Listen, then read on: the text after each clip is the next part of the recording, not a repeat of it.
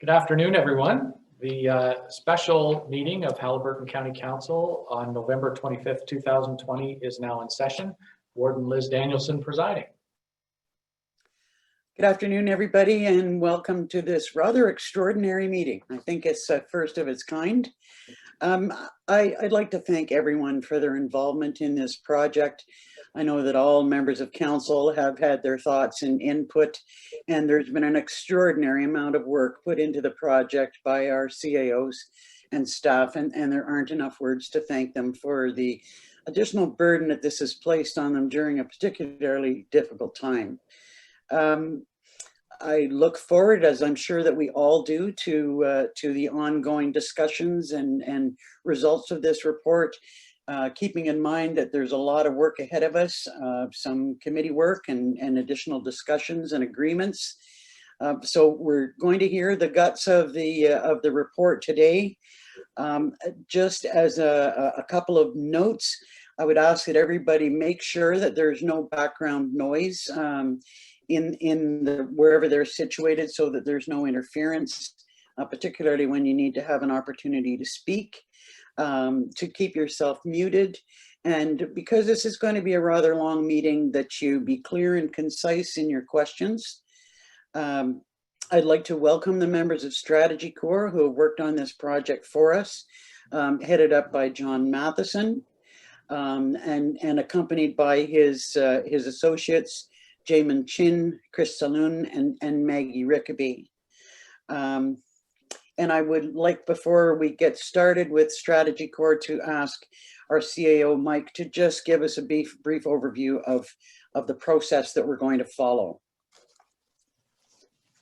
Thank you, Warden. Did you want to pass the resolution approving the agenda, or? Yes, if I could have a mover and a seconder by members of County Council to adopt the agenda. Councillors Moffat and Burton. Moved by Councillor Moffat, seconded by Councillor Burton. Be it resolved that the agenda for the November 25th, 2020 special meeting of Haliburton County Council be hereby approved. All in favor? Carried. Thank you.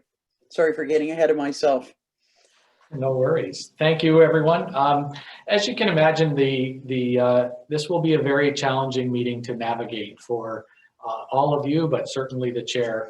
And so we want to make sure that everyone has an equal opportunity to have your questions answered. We are sure there will be a lot of them. What the steering committee have asked is that Strategy Corps present one recommendation at a time using screen sharing. So they will share their screen and the PowerPoint presentation that they have prepared. When they're finished presenting each recommendation, they will turn off screen sharing, which will have the effect of bringing all of your faces back onto the screen. We will rotate through each municipality for each recommendation. So for example, Strategy Corp will finish presenting recommendation number 1. Algonquin Highlands members of council will be given the first opportunity to ask questions, then Dysart, then Highlands East, and then Minden Hills. For recommendation 2, we'll start with Dysart, and again, we'll rotate through so that each municipality and each member will be given an equal opportunity. We will ask members, when they're not asking questions, to turn your video off, and of course your audio as well, your microphone off. That will have the effect of moving the municipality or the council members who are asking questions to the top of the screen, so that Warden Danielson will be able to know who has questions, and it will be much easier for her to navigate. We're going to try that. If that doesn't work, we may have to resort to just saying, does anyone else from Algonquin Highlands have questions, or Dysart, or whatever. But we will make an effort to do that, but we understand that there's a lot of moving parts with that. The steering committee has asked that each council member be limited to 1 or 2 questions per recommendation.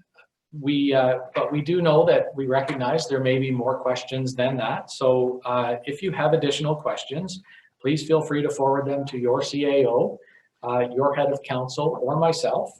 We will put those all together and send them as a package to Strategy Corp, who have agreed to answer those questions in writing.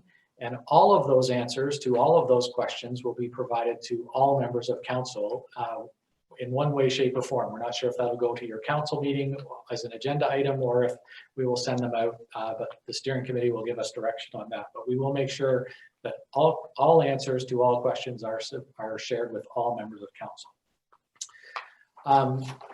Warden Danielson, unless there's something else you'd like me to talk about, I'll turn that over to you. Okay, just one small item of business before we turn it over to Strategy Corps. Does any member of council have a disclosure of pecuniary interest in this matter?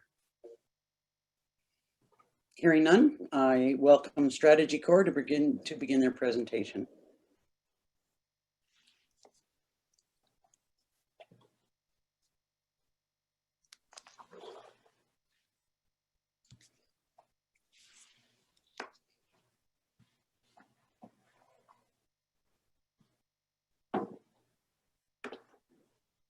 Sorry, my cursor disappeared there for a moment. Thank you very much, Madam Warden and members of council from the county and as well as from the member municipalities. It's a real pleasure to be here today to talk to you about the results of what's a pretty large and hopefully digestible piece of work.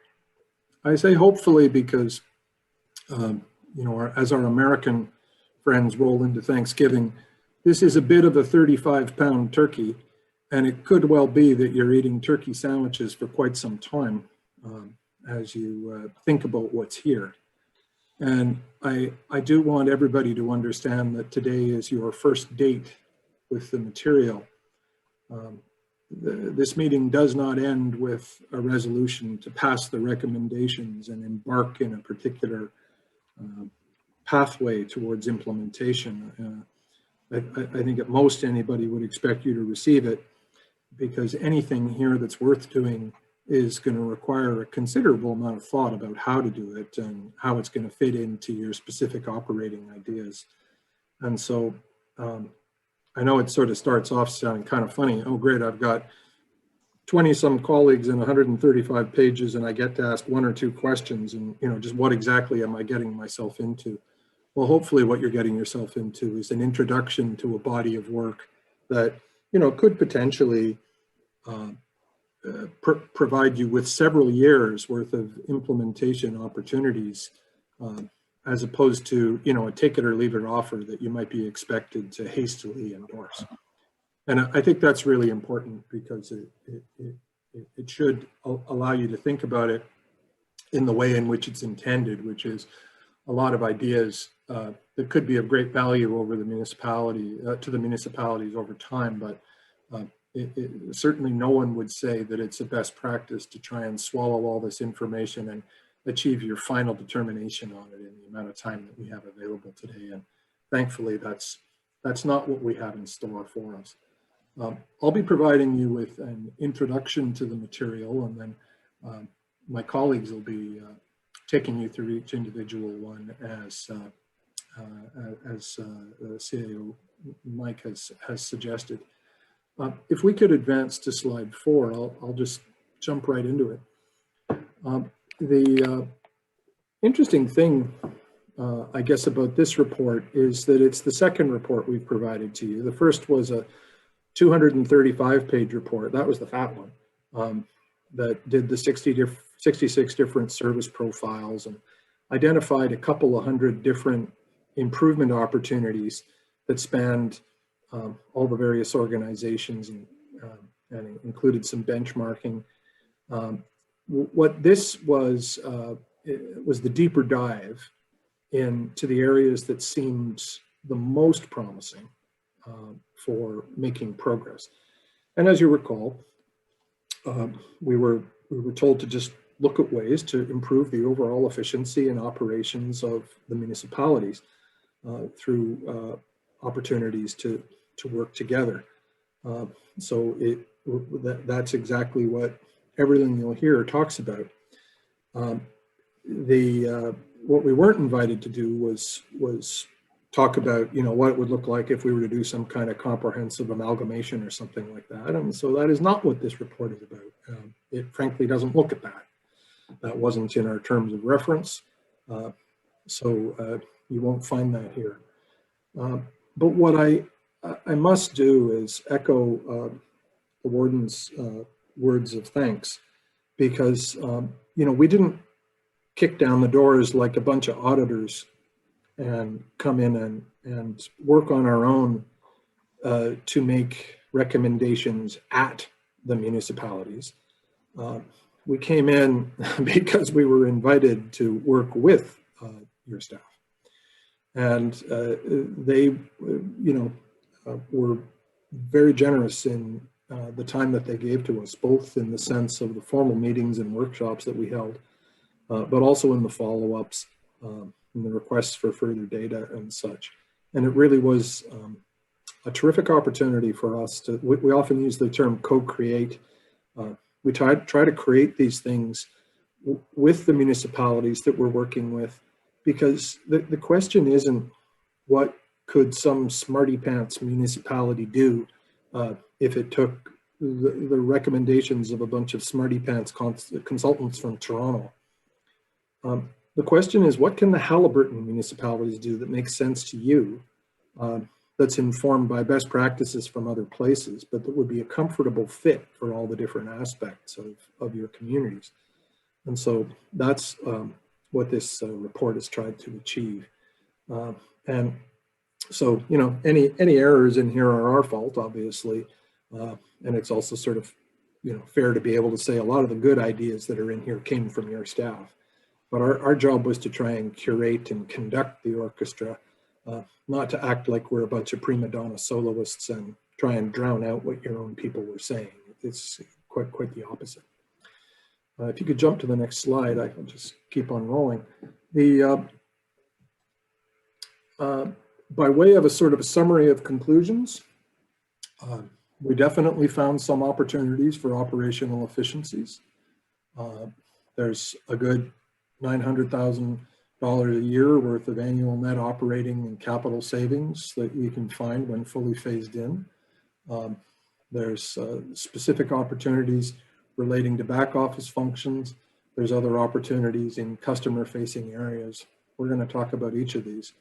There's also some opportunities in productivity gains that, by doing things differently, you're going to take time off of some people's responsibilities, just redistribute them more effectively and create more opportunity for productivity amongst people who you already have. That's not going to save you dollars, but it'll help keep you from keeping spending new ones. I should also say that when we say savings, we don't necessarily mean that means that you're going to be able to cut taxes or something like that, because honestly, as much as that we found that there were lots of places to do things better or try and save some money over here, as you know, municipalities have been on an extended diet for the better part of the last 20 years. It's kind of axiomatic that for the most part, municipal government is not fat. And particularly when you take into account your longer term capital requirements and the challenges associated with asset management plans and full cost pricing of the long-term costs of things. So nobody should read this as saying that we think we can wave a magic wand and reduce taxes. But what we do think is that you can get better value for money on some operations. And we do think that you can use that to offset other pressures so that you're spending it in better places. And you know what, if you decided to have net reductions, that would be your business. But particularly anybody from the outside who's watching, we're not saying that we found great big gobs of waste here, or we're not saying that.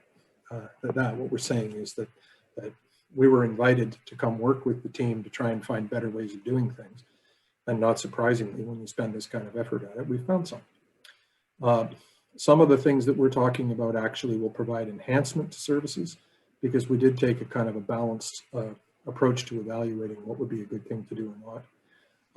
The other thing, and I'll apologize to some who've heard me say this before, but it really is important to bear in mind that when you're on a hunt for doing things better, you're almost always rewarded more for looking on the infrastructure side than on the operating side, just because there's often more zeros in what we have to do to look after hard services and infrastructure than there are in the sheer payroll side of things.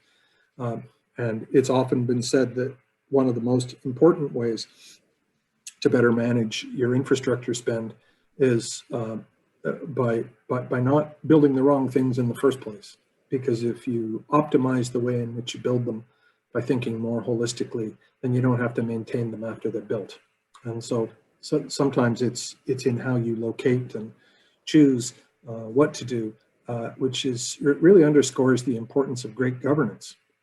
Because in the wisdom of the decisions that you make, you can certainly help make sure that the people who occupy your chairs in 20 years aren't saying, it's great that we built that, but oh my goodness, how are we supposed to maintain and operate it? And so that's a really important thing to think about.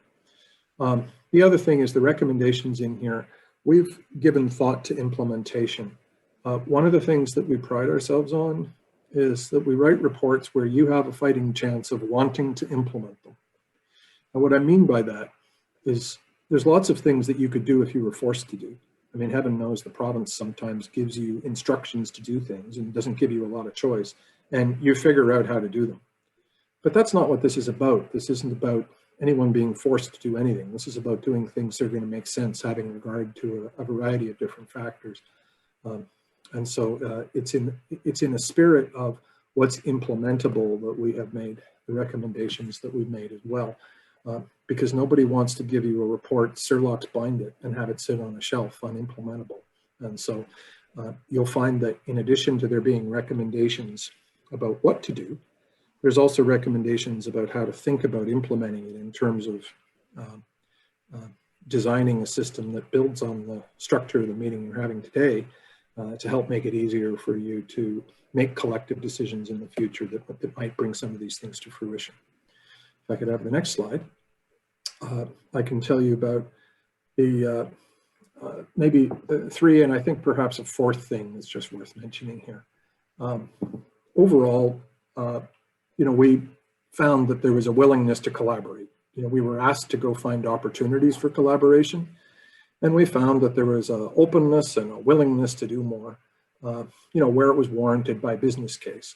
I don't think there was anybody who we hit who said, yeah, we should collaborate whether it makes business sense or not. And I don't think we really hit anybody who said, I don't care if it makes business sense. I'm not interested in collaborating with them. So that's a pretty solid place to start. I think also over the course of the project, I think that COVID-19 has sort of improved and enhanced everybody's opportunities to use technology to get together more readily, without having to drive an hour and a half to a meeting or that sort of thing. And it's made things more possible. I can only expect that with the growing commitment to investment in broadband in rural parts of Ontario, like Haliburton, that's going to continue. And I would think over the lifetime of the implementation of this report, you're going to find that some of the opportunities that feel like a stretch now feel increasingly more doable. I think they're also going to feel increasingly more necessary, because the important points in the second paragraph are there's lots of people who wear white collars or black turtlenecks or whatever who are going to find themselves wanting to move from urban parts of Ontario to what you might call the beautiful parts of Ontario, whether that be Haliburton or Muskoka or Prince Edward County, or frankly, any place where you might aspire to live if you didn't have to live in the city. And while I don't think anybody thinks that lockdowns are going to persist or that there's going to be the death knell of the big office towers, I don't think anybody's intending to hang around in the big office towers as much as they used to, sitting around wearing a Harry Rosen's tie and dreaming about commuting up and down the Don Valley Parkway. And so I think the reality that you've already experienced of having a heavier burden of what used to be seasonal people living in your community and them turning into full season or most of the season, or in any event, a lot more than before, I think that is only likely to continue. And that is going to bring all kinds of interesting burdens in terms of the requirement to deliver services on a broader basis to people. But it's also going to bring all kinds of opportunities in economic development that you're not used to having, with the shoulder seasons, staying higher seasons and even the off seasons becoming more important, and just generally doing really interesting things for the growth of your hamlets and towns and that sort of thing. So I think it's going to be a very interesting 10 years to be responsible for the stewardship of Haliburton. I think it's also going to be challenging in one respect, because the only thing we know for sure is that the feds and the province are both going to be broke coming out of COVID-19. And so, you know, the spirit of this study was, we're not going to tell municipalities what to do, but we'll certainly give them funding to see if they can find ways to do things differently or better on a voluntary basis. Just as it has sometimes been said that the Lord helps those who help themselves, I think the province is often in that headspace too. And I think you'll find that a lot of the stuff here that we've modeled at, you know, the entry level of increased collaboration, you might find down the road the combination of the trends I was just describing: more service delivery pressures, more residents spending more time here, more technological enablement through improved broadband. I think you may find that a lot of the stuff here, it becomes gateways to even greater collaboration that we might have anticipated, because I would say that we noticed a growing openness to that kind of project of collaboration over the course of the period of our study. So things changed even over the 6 months that we were in the field here, and I wouldn't anticipate that that would change. I think it's probably going to get greater. So hopefully the stuff that's here becomes a playbook, not just for what we've specifically recommended, but potentially for even more than what we've recommended. And you know what, that is as it should be, and that's a good thing. If you can move to the next slide. There's sort of two sets of terminology that I just wanted to share, and we're pretty consistent about using this terminology throughout the report, and it's just helpful to let you know what we mean. Firstly, on the left side, when we worked with your staff, we talked about the opportunity areas, and the box at the top is the priorities, and we sort of said, look, council's going to set the priorities, and we don't want to play with, well, what if that wasn't a priority? So we didn't really consider that the things that were your current priorities were within our scope to say, no, they're not. We just sort of thought it was better to play with the hand that we've been dealt with in that regard. And similarly, we also didn't assume that for the financial resources available to do things could just be increased with a wave of a magic wand. So what we tried to do was deal with the 5 boxes in the middle. The assets that you have, the policies that you have and their adequacy or their accuracy or the way in which they reflect your current priority, the processes that you do, the degree to which they can either be improved or harmonized, the people and skills that you have and the different resourcing models for services and how that can be utilized, and equipment. And you know, whether that's collaboration on getting it or using it, we thought we could talk about all of those things, and those things were all within our scope. But we didn't assume that we could either wish away your priorities or spend your money. And the other important term is we have a kind of spectrum of collaboration that we have here. And the terms might sound like they're interchangeable, and I guess to some degree they could be, but we tried to use them consistently in the following way.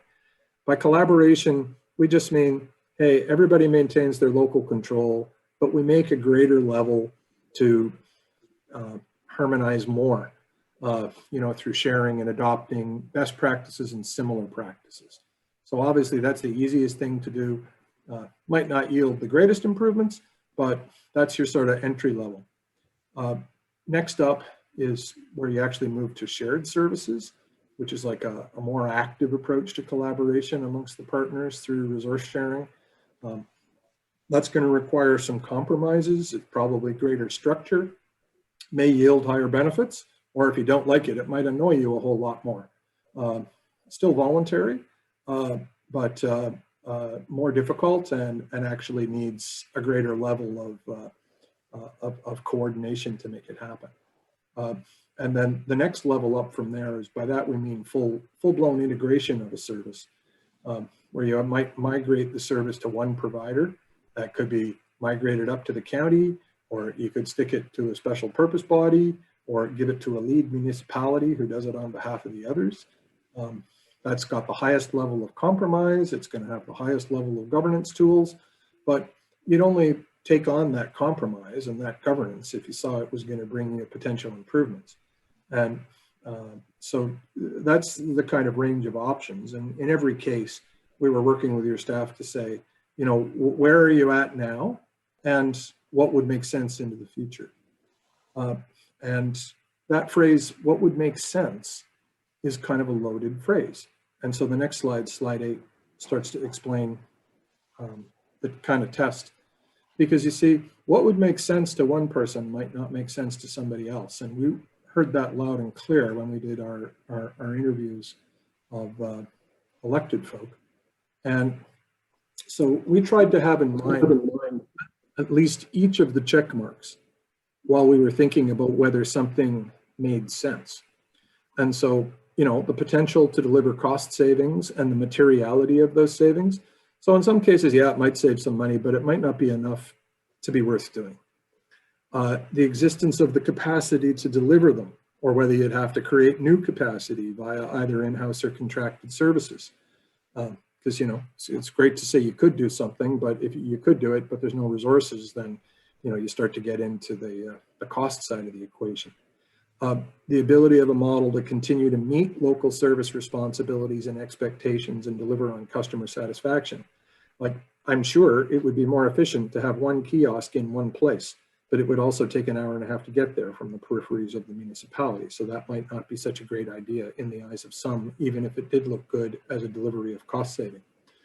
The ability of a model to deliver appropriate accountability and policy leadership without an undue burden on elected leaders. That one is maybe a little bit codey, but it's got code in it. But what we mean by that is, if everything we're suggesting requires the creation of a new special purpose body, then none of the elected folks will get any sleep because there'll be all sorts of new entities or special purpose things that are created to deliver governance. And, you know, it's all fun until somebody doesn't have any evenings to attend their committee meetings anymore because they got too many special purpose bodies. So the ability to deliver something also implies the delivery or the ability to govern it and the ability to have appropriate accountability over it. So that's quite important. The effect of a model on the existing workforce, including volunteers. I'm sure you all know that you can't spend 5 minutes in municipal service delivery review without talking about fire and the importance of the role of volunteers. And, you know, volunteers have to be treated with respect. As soon as you don't treat them with respect, you get yourself into no end of trouble. And that's also true with your existing workforce. So we had regard to that. And then the other thing that you can never escape is the fit of a model with the geographic realities of the community. Because, you know, just because it might be more efficient to only have one department doing something instead of 5, if you still require 5 different regional supervisors because the territory is so darn big, you might not be achieving as many managerial savings as you might think. Or on the other hand, you might be. You have to figure that out. But, you know, what would work in a nice compact municipality is certainly going to be more challenging in a place with the extensive geography and geographic challenges of Haliburton. So we have regard to that. And then, of course, there's the last box, which is other, which is, oh yeah, in some cases, there's other things that you have to consider that are really complicated too. I'm almost done. I just have a couple of slides more. If you can go to the next one for me. So where we mostly were focusing on, and this is one of my favorite charts, is when you look across the bottom and it says less and then the same and more, and then you look across the left-hand side and it says less and same and more. If you think of less for less, well, you're going to get less, you're going to pay less, that would be a cut. And getting more for more, that would be an investment. And for the most part, we haven't talked about how to spend your money by investing things. We've really tried to focus on getting more for the same, or the same for less, or more, like the green tinted boxes. We didn't actually get a lot of recommendations of areas that were appropriate to cut. Honestly, that's not all that surprising. Municipalities tend to not be in a lot of businesses that they shouldn't be. Rather, municipalities are usually occupying an area because it's either a provincial mandate or it's something that the public expects. So our recommendations tend to be sitting in the more for more, the same for less. The more for less, the same for less, more for the same kind of terrain. And if you jump to the next slide, which I think is my last one, the other thing that we set up, and this is just kind of a handy tool, because what it does is it says, if you were to engage in some of these different levels of collaboration or the sharing of services or the integrating of services, there's all kinds of different ways that you can do it. It doesn't just have to go to the county, or it just doesn't have to stay local. And I'll just give you a quick tour of this because it applies to almost all the recommendations that come later, and you can sort of see where different recommendations fit on this chart. But if you start on the left-hand side, collaboration is inherently for us a local thing. It means it's locally controlled, but sometimes you just voluntarily decide to do some of that sharing and doing things in a harmonized way because it makes sense to you. And that doesn't really require a whole lot of new governance. You do what you always do. Local folk make the decisions, and at a staff level, as authorized by the politicians, you decide to do some collaboration. As soon as you're into sharing, it's more complicated. You got to figure out some way to do joint decision making. Could be by an informal steering committee of the two councils, or it could create an intermunicipal board, but then you'd be into that burden I was describing before of putting more time on municipal decision makers to show up at a whole nother set of meetings and have a whole other set of oversight tools. If you jump all the way up to integration, well, you can have one municipality to deliver it, and in which case you'd need some sort of contribution agreement and memorandum of understanding that sets service levels and how you're going to pay for it. Could also be that the county provides the service, and again, that could either be done in the first instance through a contribution agreement and a memorandum of understanding, kind of pay as you go.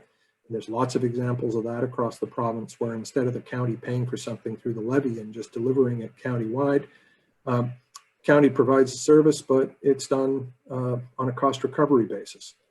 We just finished a report on that in Northumberland the other day. But it can also be done just as a service that's funded through the county and the levy. And that utilizes your existing governance structure, so you don't need any new tools for doing that. Other times you can set up one of these esoteric municipal services corporations that would do it for all the municipalities. And some might perceive this as duplicating a county role. Others might say it's a great way to do it if you want to have a different way of achieving governance. The other thing too, it's important to bear in mind, is sometimes you want to work with municipalities that are outside of Haliburton, because they're actually the best partner to work with because of geography. Our old friend geography raises its head again.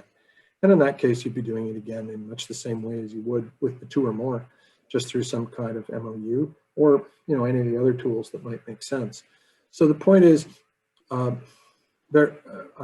am a cat owner too, and I do not use that expression about there being more than one ways to, skin a cat. I don't, but there are lots of ways to provide governance to shared collaboration or shared services or integration.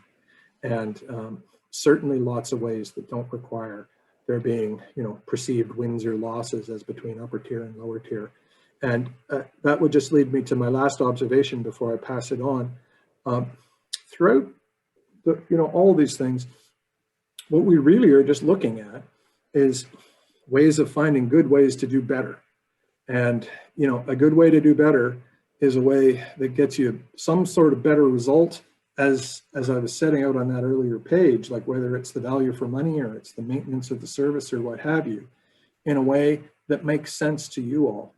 And so probably the most important thing that you could possibly have done is to be open-minded enough, as you were, to ask us to go study this question for you. Because the mere fact that you were open to having somebody study it and come back at you with a 130-page report about how you might do it, that's the most important step on the road.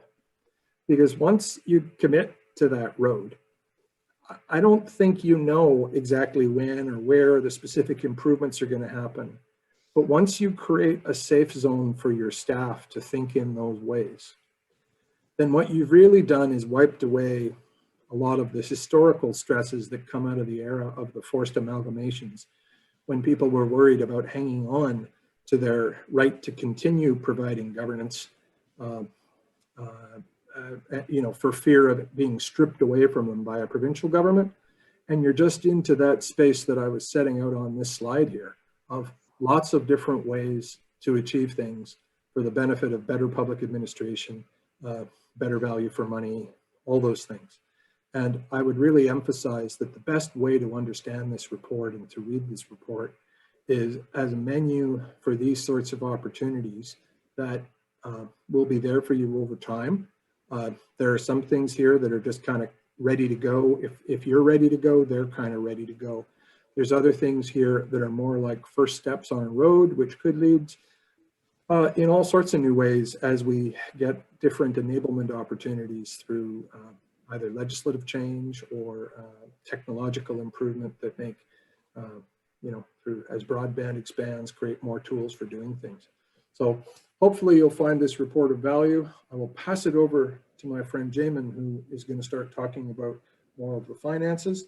And then we'll sort of cruise ahead and we'll be into the specifics of the various sections in fairly short order. Thanks, John. So the remainder of the report focuses on the 12 separate initiatives that we evaluated across 3 categories of financial impacts. The first are new revenues, of which we found approximately $75,000 a year in estimated opportunities. The second are what we term dark green savings. So these are direct savings that could accrue to the bottom line and allow for direct reinvestment in higher value activities or operations. And we found an estimated $900,000 a year in direct saving.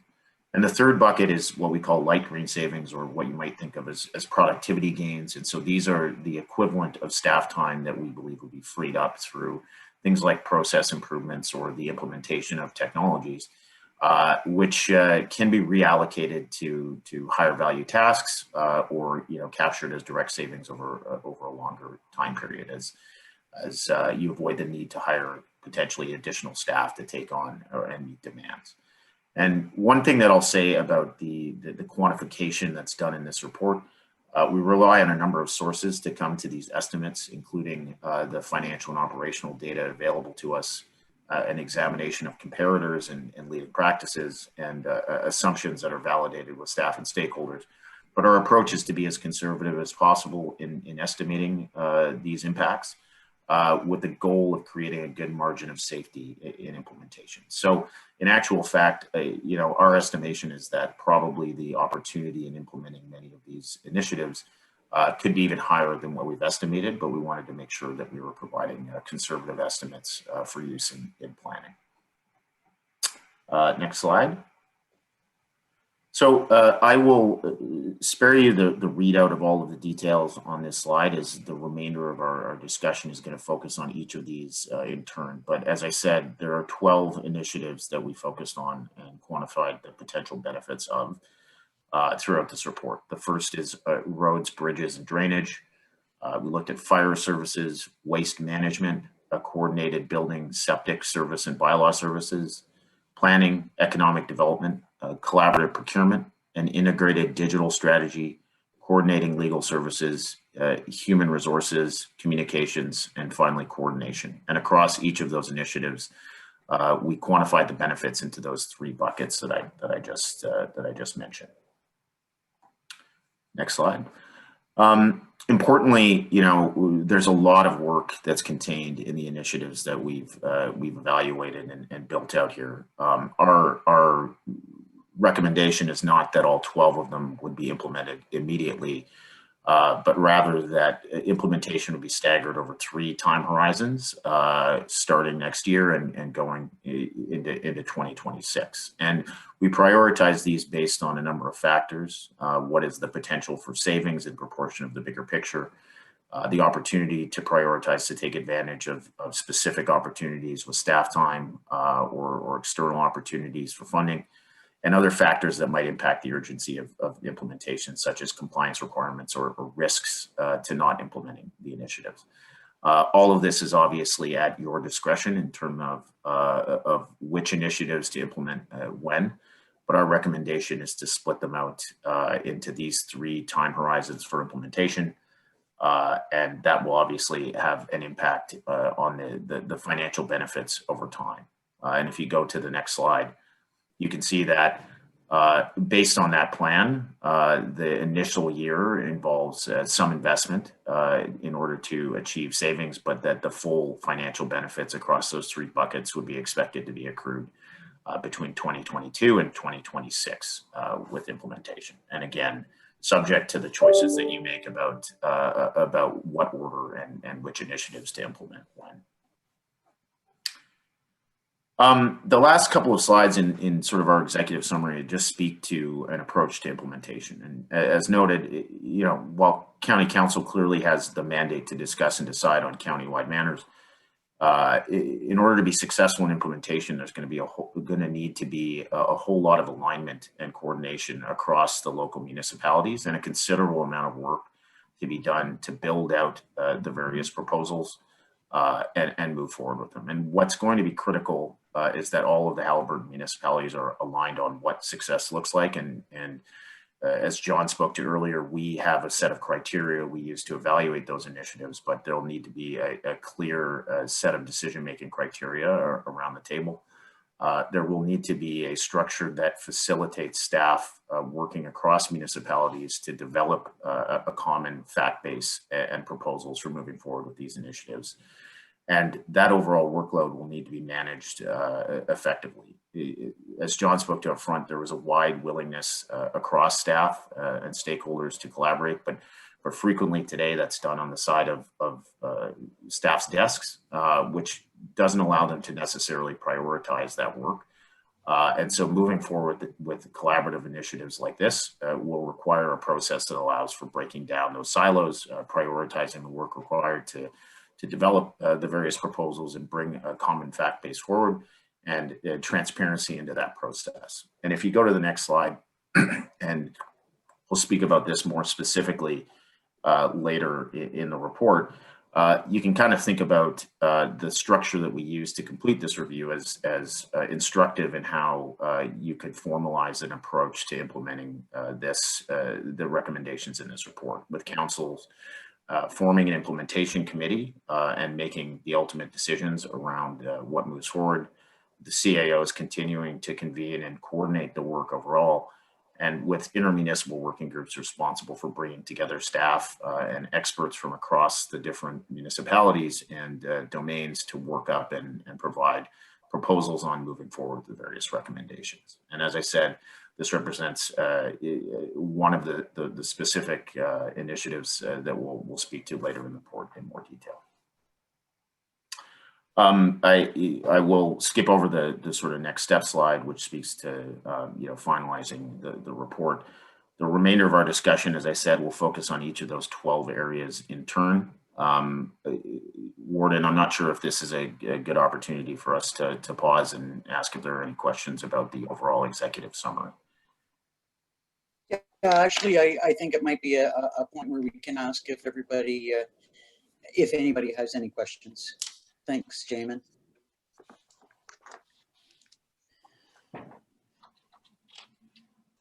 So I'm thinking at this point that if anyone in the group has a question, that they could ask it now without us going into the individual municipalities.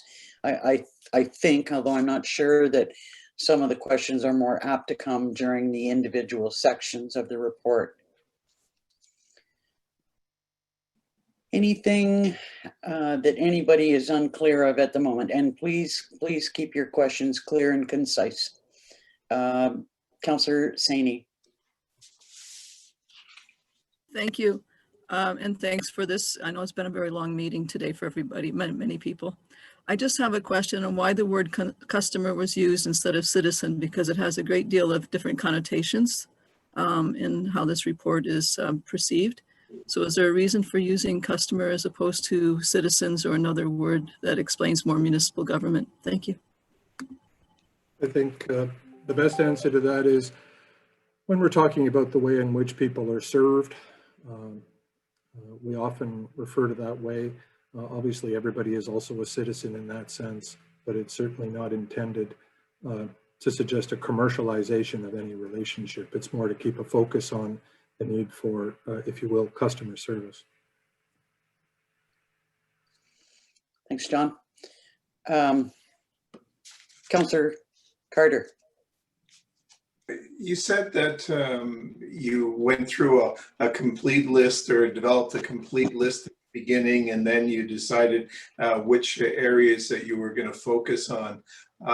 Who made the decision as to what areas were going to be focused on in this report? So it was a collaborative process. The current state assessment, which represented sort of the interim report, highlighted all of the opportunities that we found, and our assessment of the prioritization against those criteria that were mentioned earlier. And so we suggested 12 initiatives that we identified as being a high potential impact, and validated and worked through those with the steering committee.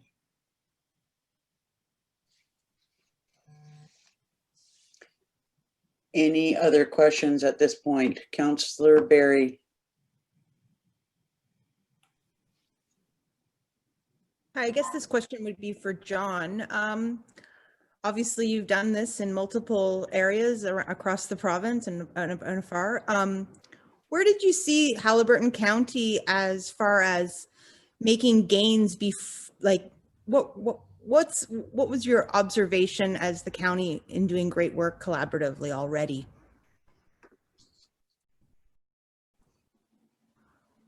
Sorry, you're on mute. You're on mute, John.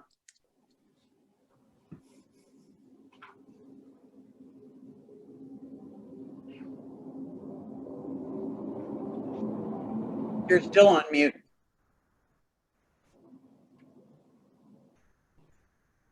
John, you're still on mute.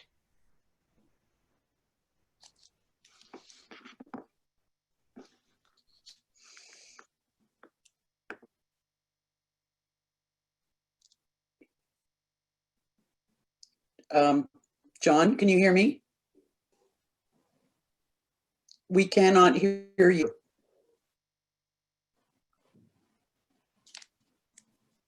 No.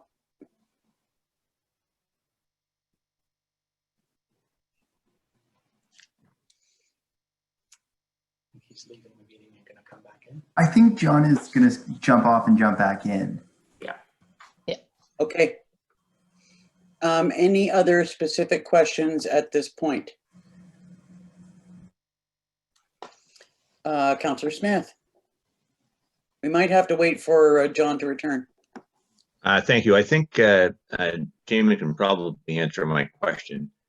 There was a discussion of the initiatives. You were focusing on the three that fell into the positive or very positive category. In other words, do more with less, and the same with less, or so forth. I would have thought that would have been the criteria that would have defined the selection of initiatives. In other words, any three, or any that could address those three factors or those three improvements qualify for a closer investigation, if you like, and a report here. Is that fair, or is it, as you responded to Councillor Carter, selected by a committee? So I would say that you could think about those three categories as being the minimum criteria. So if initiatives did not fall into one of those three categories, we wouldn't have evaluated them further. To focus our efforts on the final report, we used some additional criteria and discussion, and I think John spoke to the 7 or 8 principles that we use to evaluate the materiality of the impact.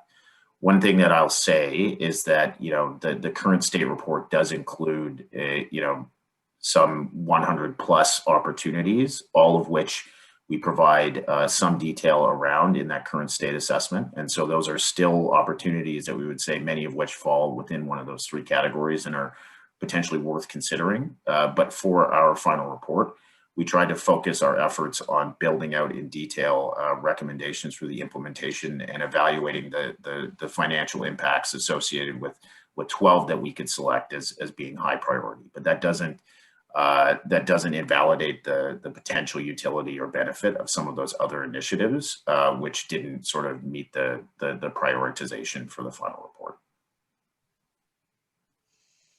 Any other questions on the introductory information? And Madam Warden, I'm back now, I hope. Yay, I hope you are too.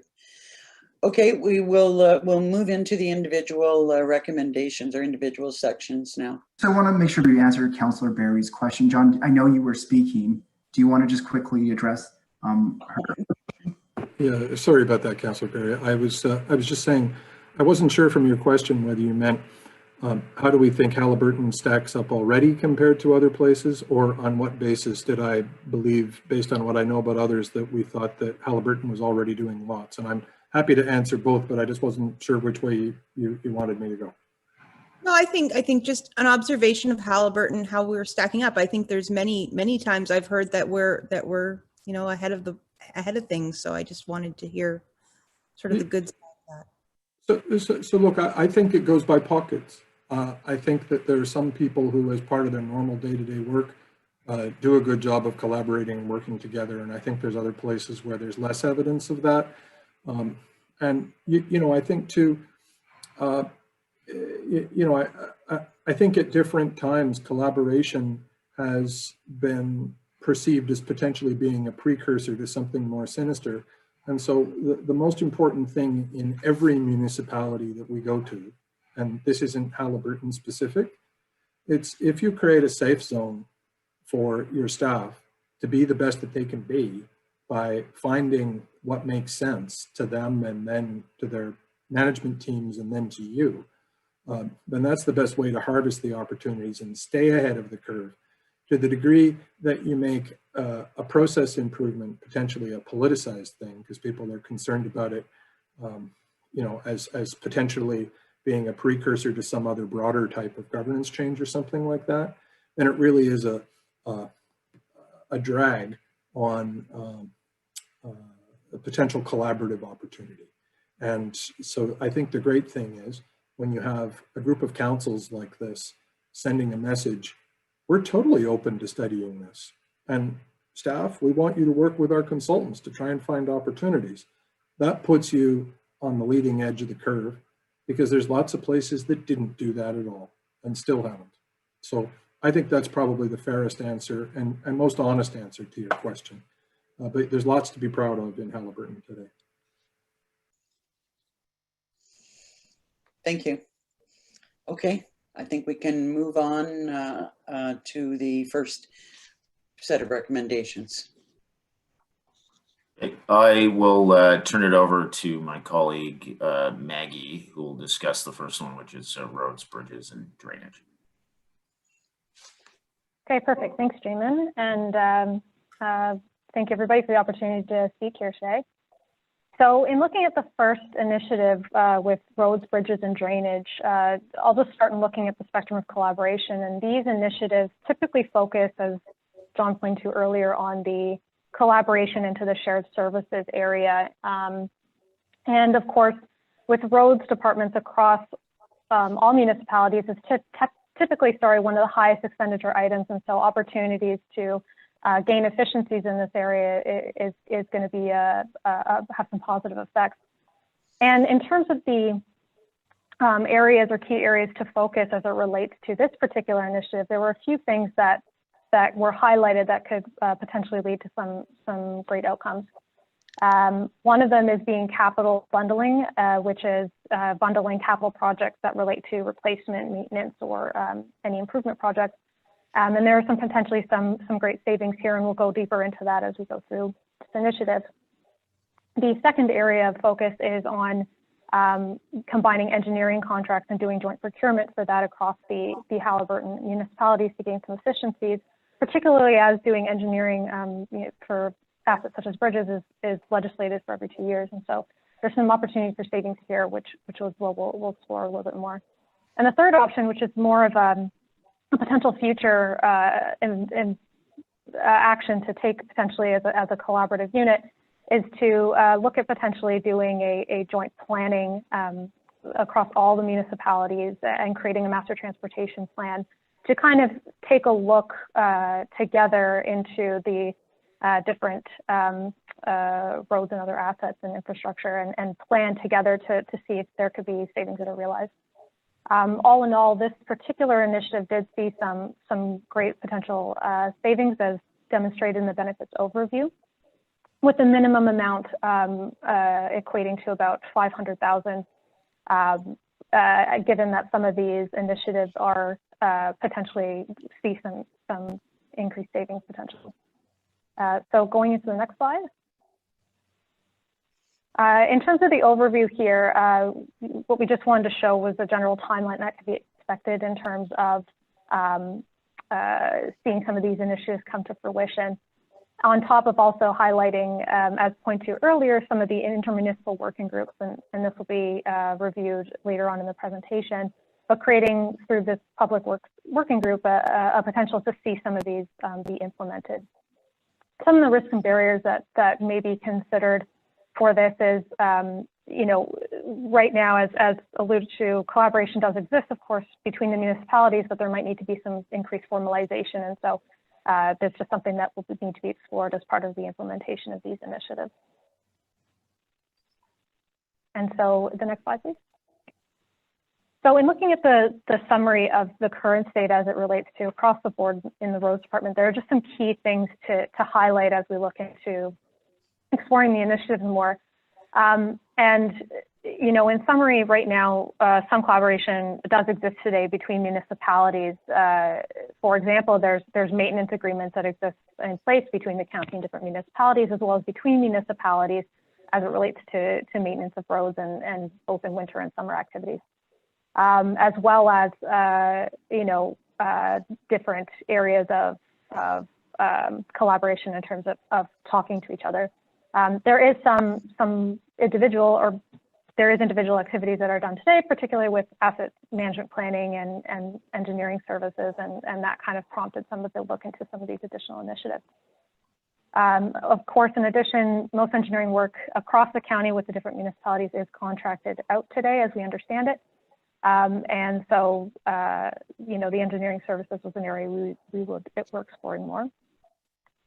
Some of the implications for sharing as well have to do with Haliburton's large geography. Of course, having such a massive amount of land and having the municipalities be located where they are, you know, there is a consideration to be made about the geography, and this could have impacts in terms of sharing services or looking into procurement, but overall there is some great opportunities that exist in terms of achieving efficiency.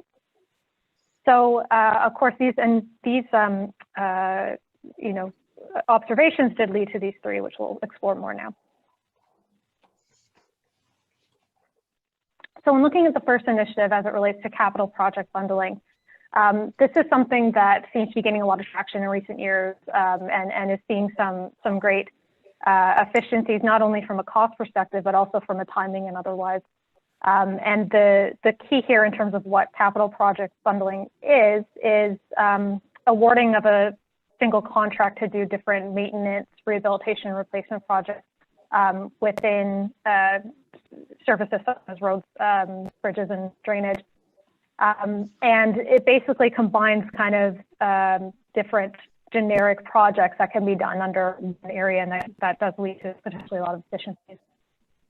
For example, when it comes to capital infrastructure projects, you know, sometimes they'll happen as needed, or there might be some planning going in place.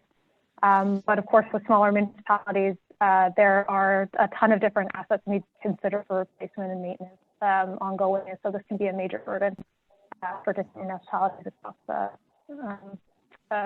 area. In addition, you know, coordinating to find vendors does lead to potentially you know, increased rate potential or leads to potential savings across the board as it relates to going with the big consortium. And a lot of the times too, there can be a joint understanding of different specific requirements that might be needed from a local perspective as well. And so that can kind of come together and increase learnings and ability to execute. Of course, it does lead to cost savings as there are economies of scale that are achieved, as well as shortened timelines typically that are seen in some examples, as well as decreasing risk when everything is managed under one roof. This is something that's seen a lot in the US, but is definitely gaining a lot of traction here, as outlined through the Ontario Good Roads Association, as well as the Ontario's Ministry of Transportation report that did find that municipalities overall could save between 13–20% on even just bridges and culverts using one model. So what we do in the next slide is just go over some possible savings that could be achieved. And so what we looked at was the different municipalities provided some information on some of the capital project expenditures that have been provided over the past couple of years. If you look at the average yearly cost and they apply a very conservative, as June pointed to, 5% and 10% saving, you could achieve up to 476,000 or up to 952,000 just in looking at 10% and not including some of the potential ceilings that could be achieved. And this is something that is in line with what could be expected if pursuing this avenue. So going into the next slide. So when looking at shared engineering in different rural municipalities, of course, one to consider is definitely legislative requirements. Through the Public Transportation Highway Improvement Act, there are safety and maintenance requirements. And as well, too, of course, all municipal bridges are inspected every 2 years by a professional engineer. Currently, each of the municipalities manage engineering services individually and go and contract out separately, but there's an opportunity to combine some of those contracts together to realize some savings and gain some efficiencies, similar to what you see in the capital bundling. In addition, of course, if going through and collaborative purchasing, given the collaborative nature of what Alberta municipalities are looking to achieve, there is an opportunity to save between 5 and 20% through different studies, and we do explore procurement as a whole in the report as well. And so going into the next slide, in looking at the third-party engineering costs that we're sourcing, looking at the different municipalities, again, looking at the average yearly cost, this could be what could be generally expected. Of course, there are one-off things that happen given certain improvements that need to be made, but in general, projected savings, looking at a conservative 5% estimate, could be 34,000. And looking at these different areas, this is something that could lead to some good savings. And so looking at the current collaboration that exists between Haliburton municipalities and Road today, we did a general summary of things we heard as to what collaboration exists today. And so you can see that there's a lot of different agreements and maintenance agreements that are in place between municipalities as well as between the county and different municipalities, particularly in winter. And so, what this shows is that the collaboration is there, but it is managed in a kind of ad hoc basis as required and through different conversations with the municipalities. And in looking at observations, there is an opportunity potentially to collaborate together more and formalize that collaboration as a collective to look at some areas to achieve efficiencies. And so going into the next slide, there's an opportunity potentially to support for joint planning collectively. And this could include benchmarking to other municipalities. Some have created a master transportation plan as a collective to basically look at identifying different collaboration opportunities together and looking to implement different infrastructure development projects that could lead to efficiencies, and being able to approach that as a whole and look at it collectively will enable different agreements to be identified in a way that could lead to greater economies of scale, greater efficiencies, and be done in a one-off or ad hoc basis. And so some examples where we've seen that is in Oxford County, where they did a collective plan to look at and did a collective or collaborative road and to need studies, where they actually identified that 6 roads that weren't managed by the county today are managed by the county, and then recommended 15 roads be transferred away into the municipalities. And as a collective, we were able to identify these areas and what made the most sense together.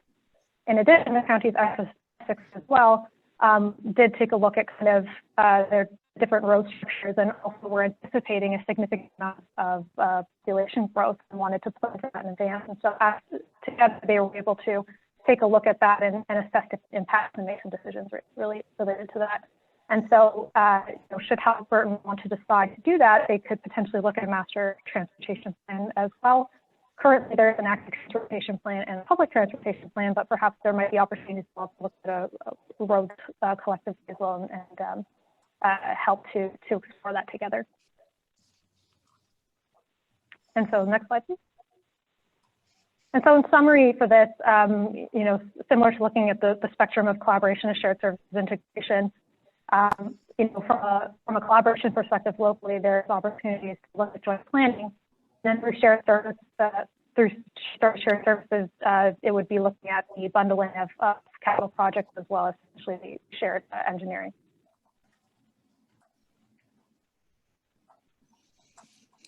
And so I'll pause for questions this time. Just a comment, Maggie, you are breaking up just a tiny bit. Oh, am I? But we'll take this opportunity to break out into municipalities and take questions from each municipality. Please remember, we're limited to 2 questions each, 1 follow-up, and please be concise. So we'll start with Algonquin Highlands and ask members who aren't from Algonquin Highlands to turn their video off.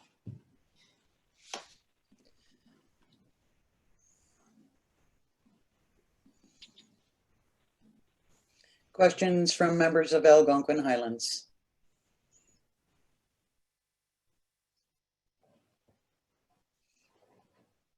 No questions? Councillor Dayu, do you have a question? You look like you have a question. I do, Warden Danielson, thank you. I just wonder if now is the place to ask it, or if it should be reserved. I'll explain my question though. It relates more to a comment that John made earlier on, which I wholeheartedly agree with, about the cumbersomeness of special purpose bodies. And in, when we think about all of the different ways that we can collaborate, and we need special MOUs, and how might this work, and we would need the CAOs to get together, and we would need the heads of departments to get together, it becomes a little bit like a mini EU. It can be incredibly effective and also incredibly burdensome.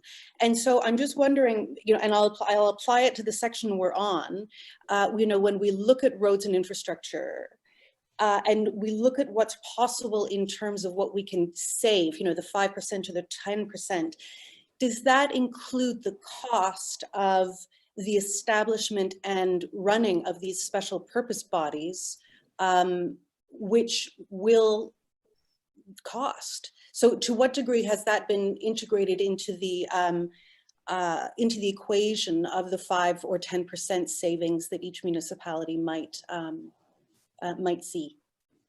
If I can just answer this question, I would have the same question, Councillor, too. And I think one thing I want to flag here is talking about increased capacity. And one thing we're going to talk about throughout this report is savings that could be achieved through procurement, and capital bundling is one of the savings that could be achieved through procurement.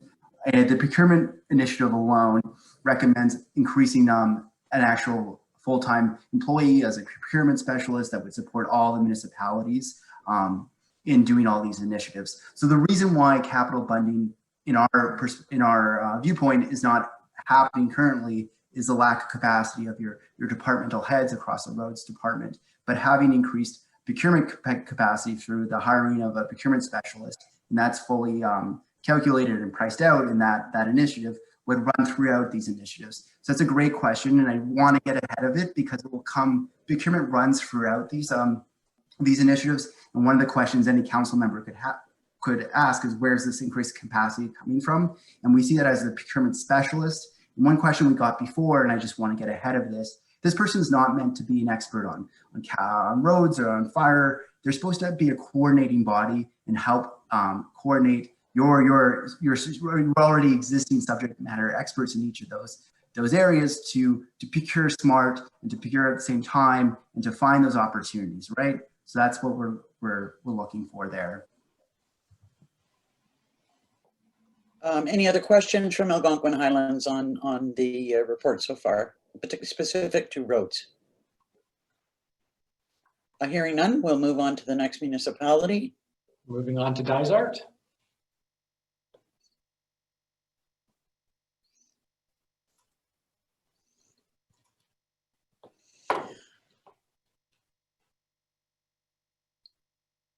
Are there any questions coming from Dysart Council?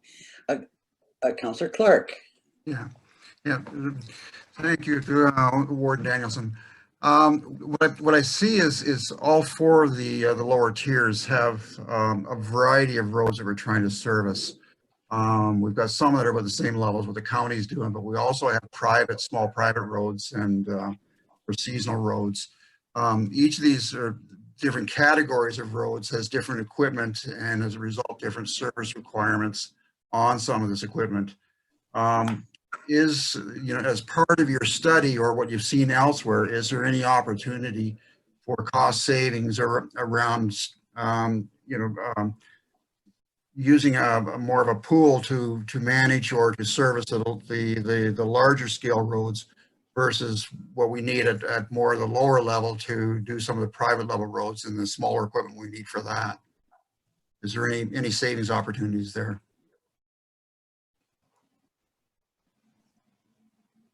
Oh, sorry, go ahead, Jamin. I was going to say, I mean, I think that there are certainly at least theoretically savings opportunities for things like equipment and fleet pooling. To our earlier point up front, our goal was to find initiatives that made sense to folks on the ground. I think to enable something like equipment pooling, you need to consider the impacts of geography, which is a substantial barrier in places like this. It also requires a whole new governance arrangement around how to actually pay for the service, and so the complexities of implementation of something like fleet pooling, as well as sort of the necessary precursors like harmonizing of service level standards. To your point, there are certain minimum road condition standards that need to be met depending on the classification of road. There's also the sort of the optional service level standards that you decide to set based on resident needs. There are a lot of precursors that need to be put in place first in order to enable sort of fluid fleet pooling. And so when we evaluated the potential opportunities associated with that, we focused more on the procurement and management side of things rather than looking at could fleet costs be reduced through pooling. I think it's fair to say that notionally there's an opportunity there to reduce costs just through better utilization of equipment. But there are a lot of barriers and precursors that would need to be put in place that make implementation of that type of thing complicated. And it wasn't something that staff were uniformly on board that they had the capacity to manage and take on at this time. Any other questions from Dysart?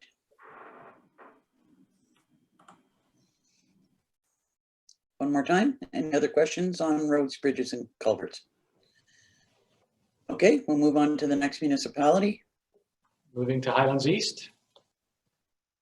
Everyone from Highlands East could turn their video on.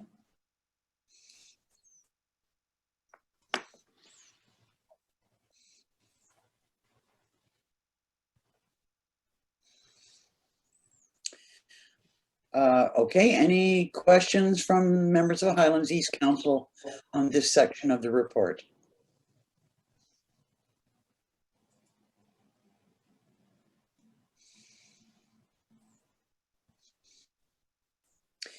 Hearing none, we'll move on to the next municipality. Minden Hills.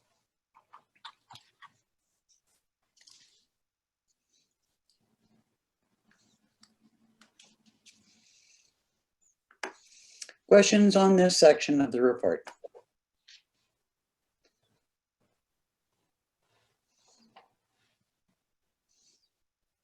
Councillor Carter. In my previous experience with initiatives such as this, sometimes when you bundle all the projects together, they become so large that only large organizations can bid on them and so on. Is there a way that we could include a factor into our evaluation of these projects in such a way that local contractors, subcontractors would be able to be part of any of these projects? That's a great question, Councillor, and I'll just jump in and answer that. You put your finger on one of the reasons why we didn't just look at everything as if the only thing that mattered was the lowest price. And so the quick answer is, as long as you're following established practices around procurement and not accidentally putting yourself offside of free trade agreements and things like that, that are like, you know, well beyond the kind of municipal universe, but just, you know, that require fair access to different opportunities. And it's not uncommon for municipalities to provide some kind of marking scheme benefit to local businesses. So short answer is yes.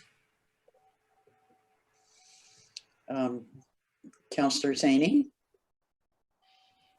Yes, thank you. And in support of what Councillor Carter has just said, we're in the middle of doing looking at social procurement, and there are a lot of other organizations and municipalities looking at such. And so I think social procurement is really important in this area. And I think, and if I'm going to mention it here, but I think it applies to all the categories, there are about 4 areas that I think are really critical in looking at this. One is social procurement. One is a circular economy, to make sure that what's going out of our economy, we're also having something that's staying within our economy. So circular economy. The other is environmental issues. Urbanization is alive and well. So what are we really aiming for here is an important question. I think we have to continue to ask ourselves as we see changes. And so the natural and the built environment is really critical in all these categories that aren't really part of this report, but are underlying and where we're going. And to also the ideas of citizenry and social involvement in some of these areas. And I know we haven't talked on governments in terms of how that might look like in the future. We have pretty much stayed away from that, but I think it is something to consider in terms of how do we continue with that representation. So those are 4 areas that I think underline this whole report. And partly why I asked the question about why the word consumer as opposed to citizens. And I think that applies throughout here. So what is development that we're looking at? Thank you for that. I think that those types of things will be things that we'll have to investigate and address going forward. I would ask members to actually stick to the contents of this report and for clarification of what's being presented. Obviously, there is so much that we need to consider in so many ways going forward as we try and implement some of these recommendations, that we'll have an opportunity to have that kind of discussion. Were there any other questions at this point in time specific to this section of the report? We're looking for clarity. Did you have a question, Councillor Huey? Okay, sorry, you kind of looked like maybe you were scratching your head for a moment. All right, we'll move on to the next section, fire services. Okay, thank you, Warden. I'll try to speak a little bit clearer and slower just to make sure that I can be heard, and hopefully it will help.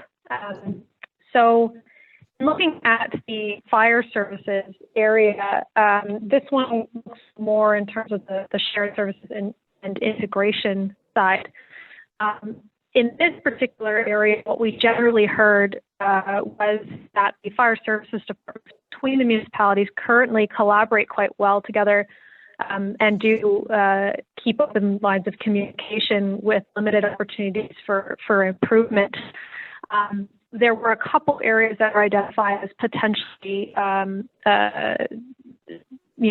possible increased collaboration opportunities, and these two are looking at integrating training overall between the municipalities, as well as ideally getting access to or having training facilities within the municipal borders that could help to provide a higher level of training capabilities. And so those are the areas that we'll look to explore further.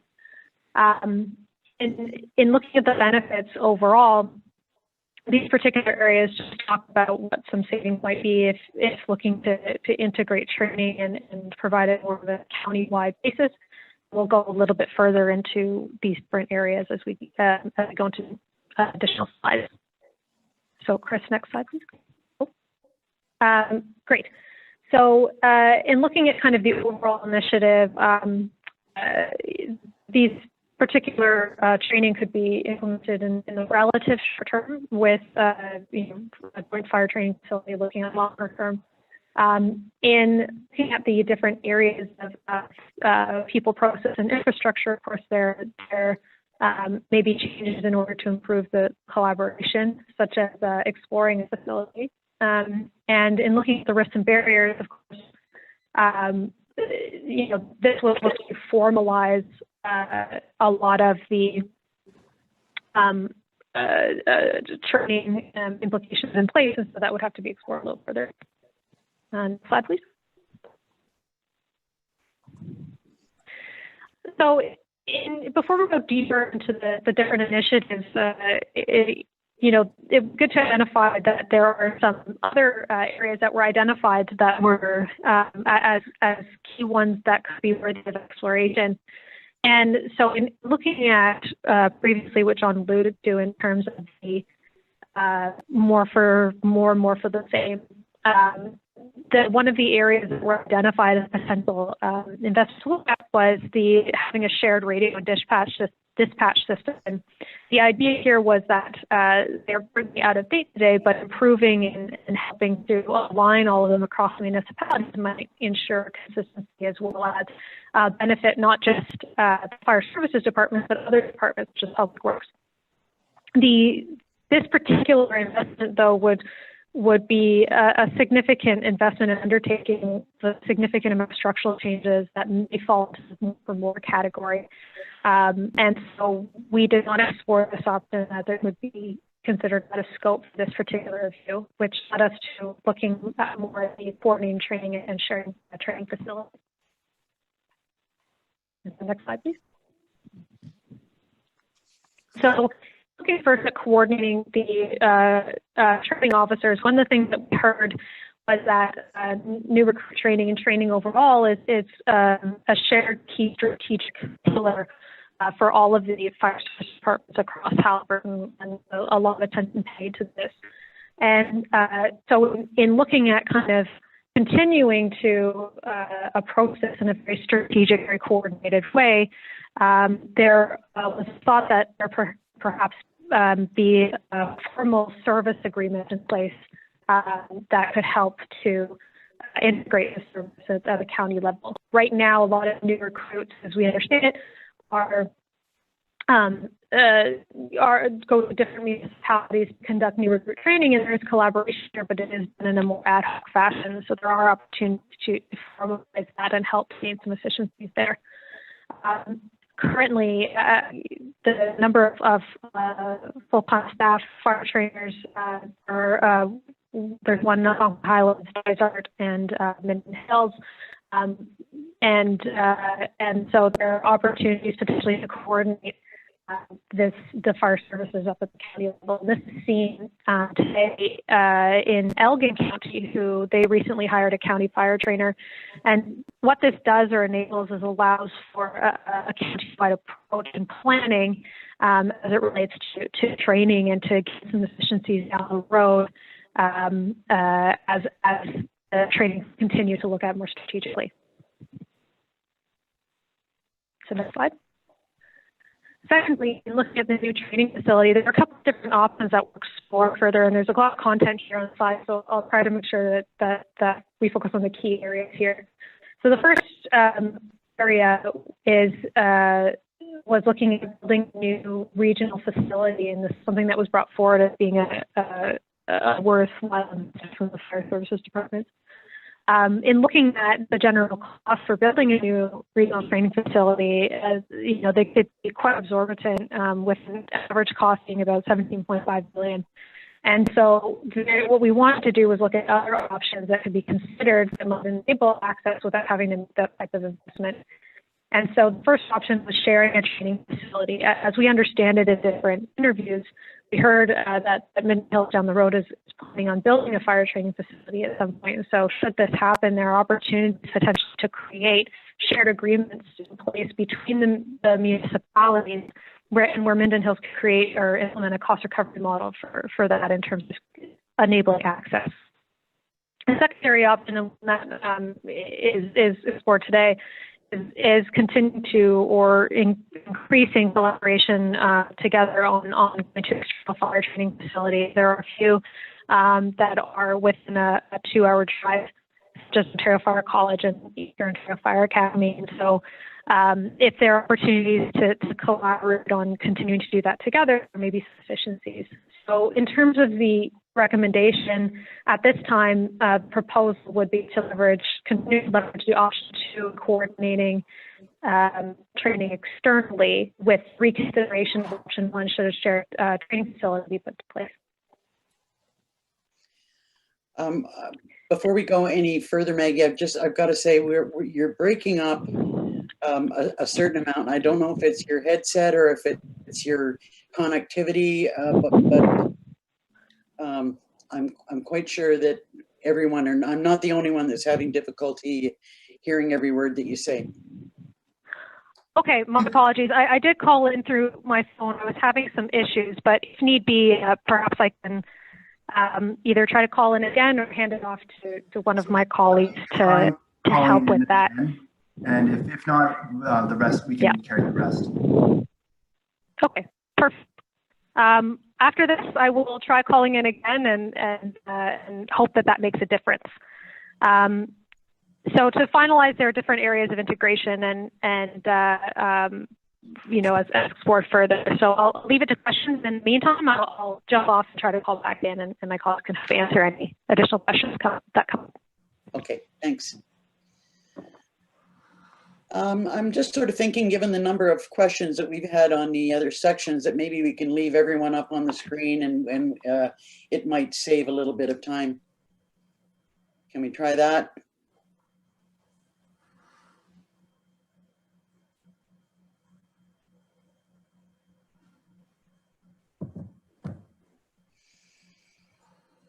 So we're looking for questions on fire services.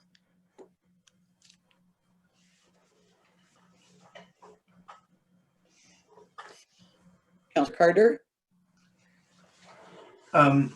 So first of all, can you hear me? Yes. Yes. Okay. First of all, you know, I think our fire services are great. They do a wonderful job, and I can say that, you know, without doubt, it's not a job that I would want to ever have to do. Everybody that is a first responder deserves great rewards. But in looking at this, you know, I see that in a number of the upcoming initiatives, you know, we talk about some common things such as succession planning, bylaw enforcement, increased demand, escalating costs. And yet here it says that, you know, we don't find that there's any room for looking at further collaboration. You know, can I get a little bit more of the background of, you know, why that was decided? Because having been through recently the succession of our fire chief, I know how difficult that project or that process was. And it would seem to me that there could be room for things.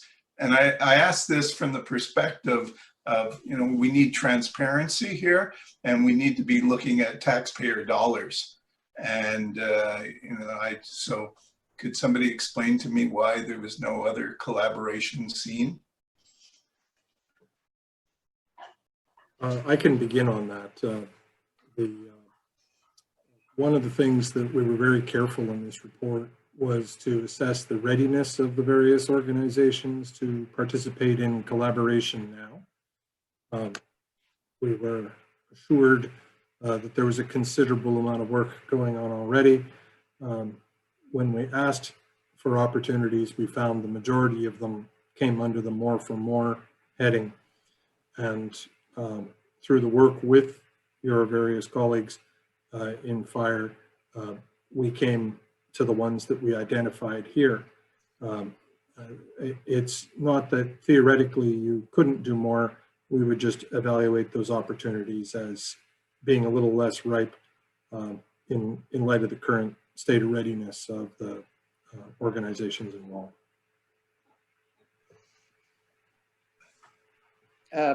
One follow-up question. Well, I guess my follow-up would be a little bit, Councillor Smith and I asked at the beginning, it seems to me that the process for determining what was looked at was not only a quantitative process, but a qualitative assessment.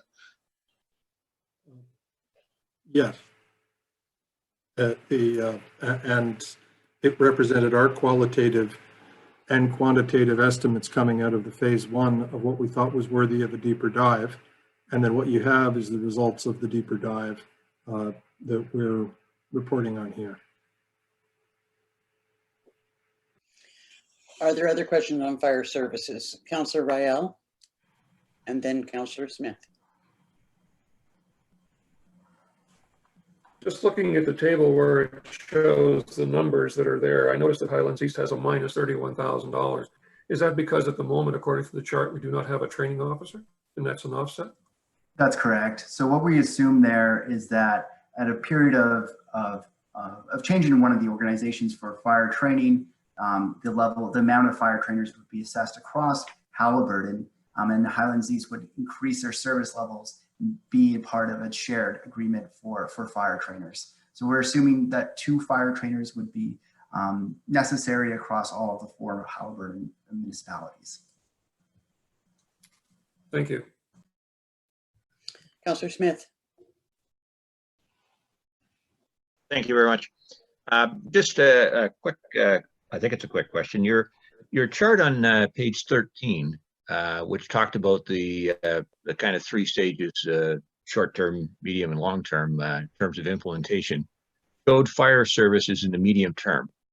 Yet when I hear the details here for fire services, this training amalgamation, if you like, at the county level seems like a pretty easy thing to do, and something of benefit in terms of potentially better service for everyone, and certainly at least the same with less.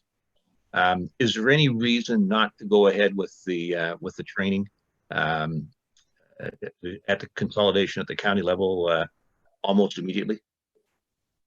It seems like almost a trainer. So I couldn't disagree with you other than to say we didn't want to have you starting everything in 2021. And as you'll also note from that chart, medium term starts in 2022. And we'd given a full 6 initiatives within the first year, while you're dealing with the impact of COVID. So I don't think we would quarrel with you or think that it was a poor choice if you wanted to accelerate something, but at some point something's got to give. And so really what I would do is I would view this chart as being an attempt to reconcile the idea that if you give your management teams everything and expect them to make progress on all of it immediately, we're not sure that that would work, but there could absolutely be some swapping back and forth as per your comment. I think there's probably some clear rationale why the priorities have been laid out the way they have, but I'm quite sure that when we all take a further look at this, that there may be some juggling or changing of what we see maybe coming first or in subsequent years. Other questions about fire services? Okay, well, we'll move on to the next topic.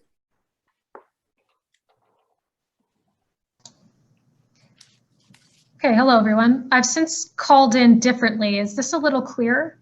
That's much better, Maggie. It is. Excellent. Okay, great.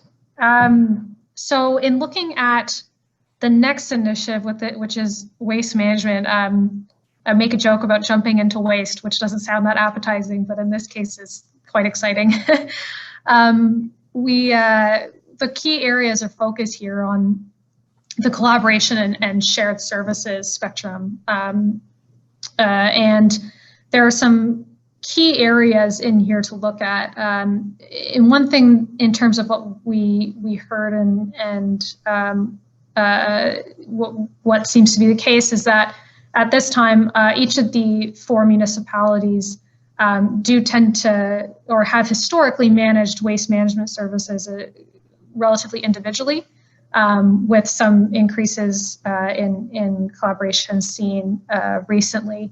But there are some key areas that could be explored further through coordination of a public works intermunicipal working group, which could help to kind of lead to other improvements and efficiencies. In looking at one through the different working group recommendations, and we'll go into this further is in terms of what they would look at. Some of it would be focused on EPR, extended producer responsibility, and coordinating there to gain some economies of scale, as well as looking at different coordinated vendor contracts. And a standardization of policies as well across all the municipalities to help with bolstering those collaboration efforts.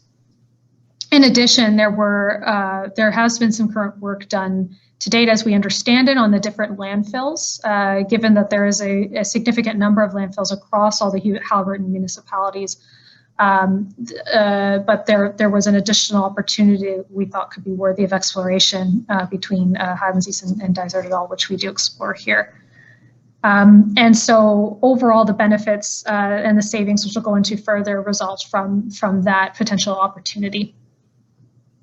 And so next slide, please. So in looking at the initiative overall, of course, the creation of the working group and the different execution of different elements would be relatively long-term, given the different areas with a start in the short term. And in looking at the different areas across coordination, it would be formalizing different process and governance and working group considerations to help enable some of these to be implemented. One area we wanted to highlight is, of course, this area is a significant one with a need for increased coordination and collaboration, and so having consideration for enabling the staff to be able to do this is one area that will need to be thought through as the initiatives get implemented. And so next slide, please. So for this committee, there are kind of 2 areas identified here that were worthy of exploration, and one large opportunity that had come out was in looking at a coordinated approach to the extended producer responsibility, or EPR. Of course, this is where the producers of different products and goods are down the road going to be looking at taking on the responsibility of the product across its life cycle. But there's a potential to have some significant economies of scale if all of the municipalities coordinate together and create a collaborative approach to EPR versus doing it individually. And so there's an opportunity potentially to look at exploring that further, as it could lead to some savings once further details of EPR come out. In addition, in looking at the coordination of vendors, given that each municipality does manage things differently, there's particularly around hauling waste and recycling, there's an opportunity potentially to explore this further with consideration, as we heard in different discussions, for the geography of Haliburton, which may make it difficult. Given that there's going to be a procurement specialist that's put in place, and as Chris alluded to earlier, who can help coordinate these things, there may be an opportunity, to explore this a little bit more with a different perspective and a different resource in place that can help better coordinate and manage that collaboration to see where some of the efficiencies could be across the board and what would make sense to explore as it relates to coordinating vendors and doing joint procurement.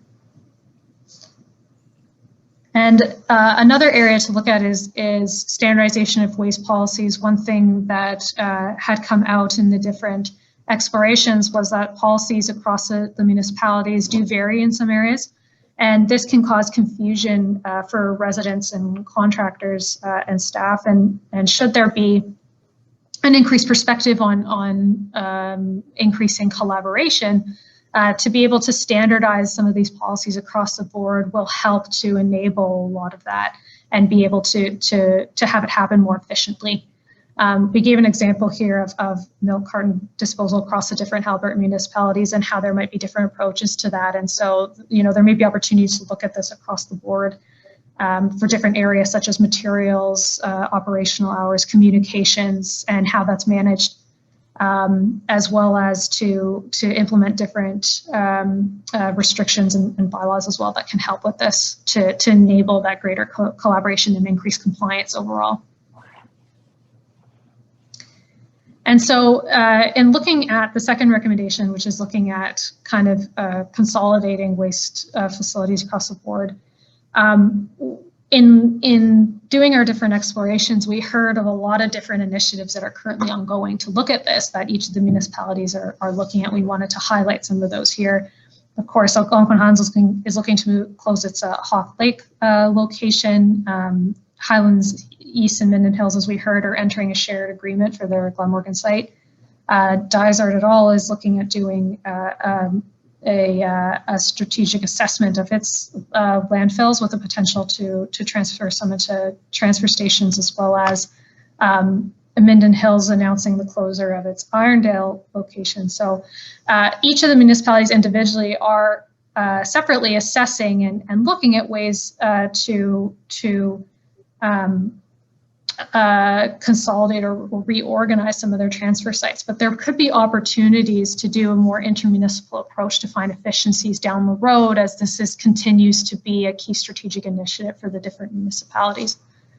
And so going into the next slide, one area that we saw that we thought may be worthy of further exploration was between Highlands East and Dysart et al. The most southernmost landfill site in Dysart being Harcourt, and the most northern in Mumford in Highlands East are quite close together. Currently, there's different expenditures with one being 73,000 in Harcourt and 49,000 in Mumford. And if there's an opportunity, given the close geographic location, to potentially enter into a shared agreement, we projected conservatively that there could be a $25,000 saving each on that. Of course, what this would provide potentially is access to increased capacity resources and extension of life cycles, and being able to kind of enable greater collaboration, of course. But some considerations is that there would need to be further consultation and discussion done to determine feasibility as this continues to be looked at, as well as consideration for different activities that are currently ongoing with other shared agreements and assessments of landfill sites to make sure that it does align with the different goals of the municipalities. And so into looking in the next slide. So in summary, again, of course, this looking at collaboration and shared services. On the collaboration side, through the intermunicipal working group, there could be a lot of different opportunities to help increase collaboration, or at least pave the way to make sure that collaboration can be better managed, as well as potentially looking at a shared service agreement for a couple of particular municipalities where we saw there being a potential opportunity. You came through loud and clear that time, Maggie. Thanks. Okay, so if we could all come on screen.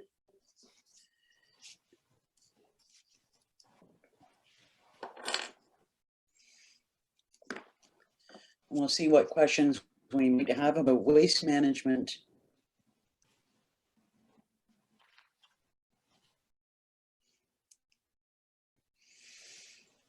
Councillor Dayu, hand up first. We'll go with you. And then Mr. Smith.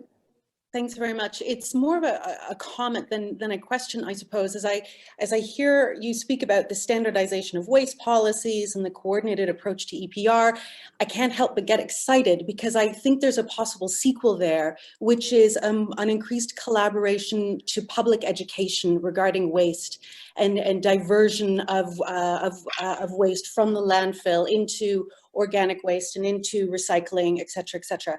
And I wonder if other municipalities also kind of struggle to get the word out to make sure that people know that there is a real link between how we manage our waste and the amount of money it costs each municipality to manage that waste. And it sounds like if we're all singing from the same hymn sheet on EPR, et cetera, maybe we would have the tools to rally together and develop the materials, which ultimately, if we are successful, might mean better diversion stats and therefore lower costs and greater life expectancies for our landfill sites. So it's a really exciting area that I think could have follow-on consequences down the road. Councillor, you did an excellent job at really getting to the core of the recommendation and why it was made. That's exactly it. And Haliburton isn't the only communities that struggle with that. When you have nuanced positions on waste, it gets confusing and it's hard to follow, and that only negatively affects the environment. Thank you. Councillor Smith. You're on mute, John. All right. That's working now, right? The critically important point there is relates to recycling and the different rules. You know, Haliburton County has a lot of seasonal residents. They come here with one perspective and then they have a different perspective here. And as you've outlined, we even have different perspectives across Haliburton County. But the point I really wanted to ask about, you have there the statement, review county waste assets collaboratively. I'm interested in your perspective on the number of landfill sites we have. We have a big geography here in Haliburton County. And you've identified 2 sites that are very close to each other, one in Dysart and one in Highlands East. But when you look at our population and our area, total geographic area, what were your thoughts in terms of the appropriateness of the number of landfill sites that we have serving our population? Yes, so I can jump in and help with that. At one point in time, and I know, of course, we've outlined some recent changes, there were about approximately 19 sites across all of the Haliburton municipalities, which has, it's looking to decrease to about 16 to 17 with some of the new changes. Given the population size and some of the considerations, as well as that there are some landfill sites, of course, that are going to have limited capacity, there is an opportunity in the future to consider further consolidation, or at least an assessment of consolidation in different areas, as that is a significant amount, and of course is sometimes a byproduct of what was first in place. Landfills as well are very expensive as it relates to close or reopen, and so can understand the consideration for wanting them in place, but there is opportunities to help rethink how some of those are laid out to be able to enable support for different waste services across the board. Further questions on waste management? Okay, going once, going twice. It's a big one. All right, we will move into building, septic, and bylaw. So I'll be leading this initiative. Just for background, what we took from our assessment that the Haliburton municipalities have identified meeting the current for building, septic, and bylaw is a challenge. The one thing that's really important as we dive deeper into this initiative is that the approaches by municipality to building, septic, and especially bylaw varies greatly across the Haliburton municipalities, especially when you look at the full-time or the staff footprint for bylaw services. So that's a nuanced position, element that I would like to just state up front because it makes diving deeper in this area a little bit more complex. So as John talked about, this report has a bunch of a menu of options. So to be true to that, we also present a menu of options.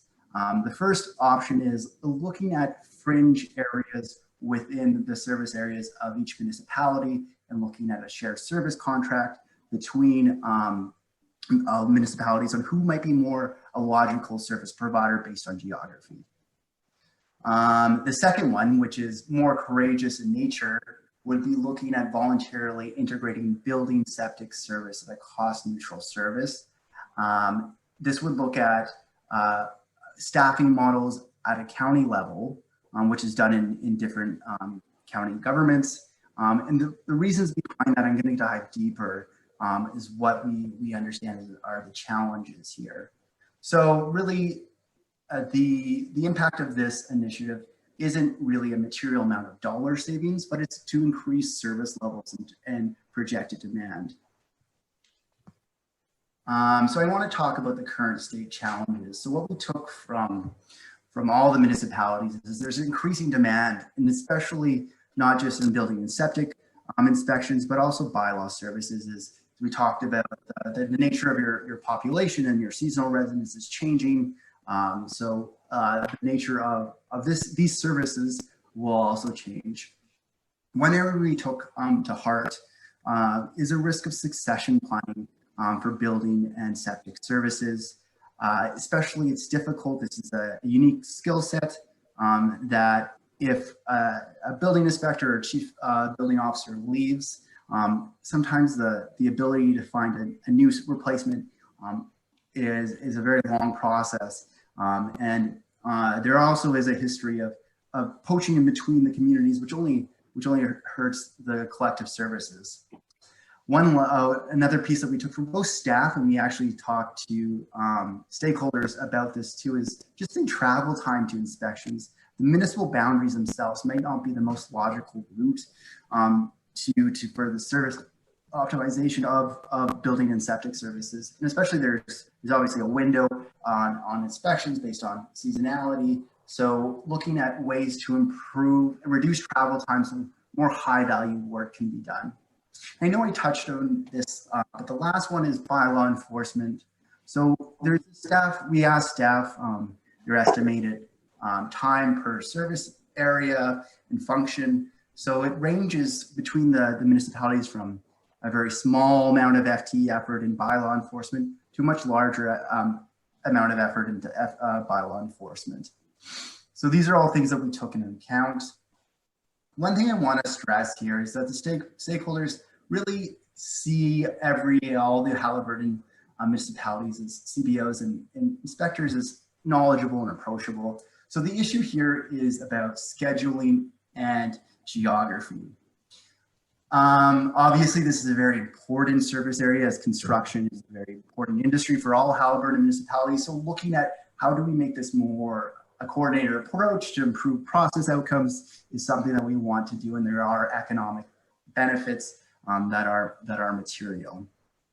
So option one, we would recommend here is looking at fringe areas, service areas in each municipality, and maybe establishing a new service provider. So this was taken from a staff workshop where we asked staff on where are the difficult areas to service currently in your area municipality and who might be a logical provider.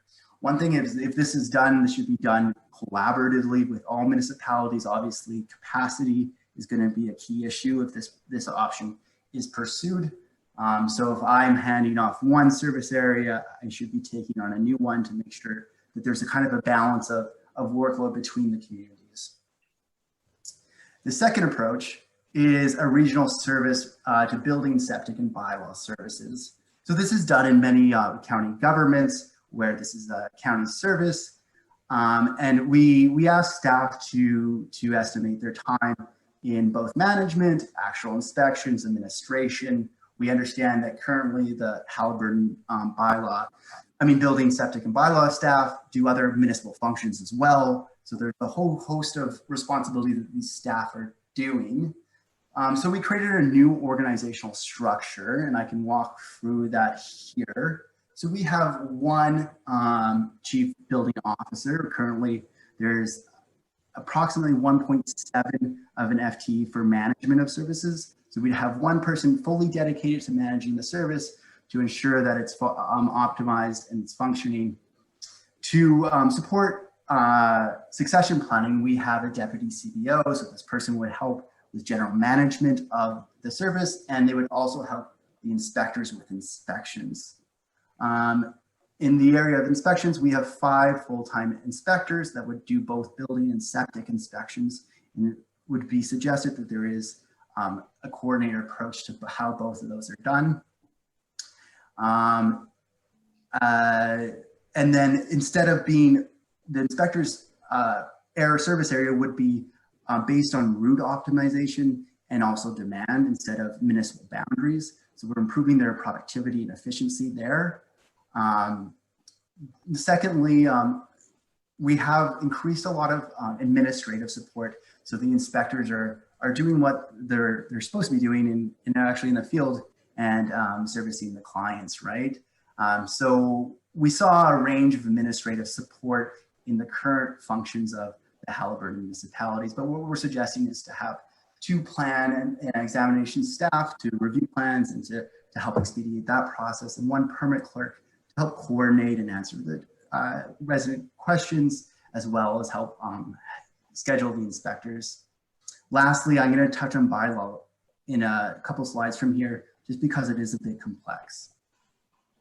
So to get to those numbers and what we wanted to land on was we asked each individual staff member in the building and septic services across the municipalities, estimating what percentage of their time is dedicated to the different functions here on the left-hand side. And then this would be the new model. So we're actually increasing the building and septic inspections, but what we're doing here is making these people more productive. We see that bylaw enforcement is performed by building staff, and it's almost 1 full FTE collectively. We're increasing administration functions. Also, we recognize that there's other municipal work being done by building and septic services. So in this model, we're estimating that one existing staff member doesn't move to the new services, but are completing the other municipal work they are assigned to do. So the challenge here is coordinating on bylaw services. So we have 3 options under this model. So 1, it could not include bylaw services, but this is a particular note for Algonquin Highlands and Minden Hills, because bylaw services are currently being performed by building and septic staff. So if this was to be pursued, what one possibility is that these 2 municipalities enter into a shared service for a full-time bylaw officer, and that would be split between the 2 communities. Option 2, which would be to have bylaw services for some municipalities, and this would be a side shared agreement where this service would provide bylaw services for some municipalities, not all, and then the function of that would have to be determined on who would actually like to participate. And lastly, bylaw could be included for all municipalities. However, it's important to note that Highlands East has a larger bylaw footprint compared to other municipalities, so standardizing a service level would be the challenge here. And jurisdictional example of intermunicipal bylaw services, 5 Hastings communities are currently doing this, so it's done in other Ontario municipalities. So we're expecting building and septic services to be on a cost recovery basis, and bylaw, a cost sharing agreement could be created. Examples of integration of building and septic services in Dufferin County, it's done at the county level. I think what is interesting is that the Dufferin County has an online portal for residents to submit building permits applications electronically. So this is something that could be pursued by Haliburton. 2 is that something that we heard from the stakeholders is that the electronic feature is wanted. So what we took from the County of Lambton, they also have a coordinated building service. But what we thought was really interesting and allowed for that local access, which we wanted to include in this model, is that the County of Lambton's local municipal partners allow for physical applications to be submitted at their local municipal office. So ensures the accessibility to service, that we talk about the geography of Haliburton. So if people want to submit actual forms in person, we're suggesting that they can do it at their local municipal office, and it would be sent to the regional service to be reviewed and processed. So we're not putting undue pressure and hardship on accessibility issues for your residents. Here's a list of implementation considerations, operating model design, aligning us on service standards, creating a shared service agreement for bylaw services, council resolutions would need to be passed, and then the actual service integration, including selecting the CBO and migrating staff and resources over. So obviously, the first option of just looking at fringe, hard to reach areas would be a shared service agreement, and the second option would be full integration.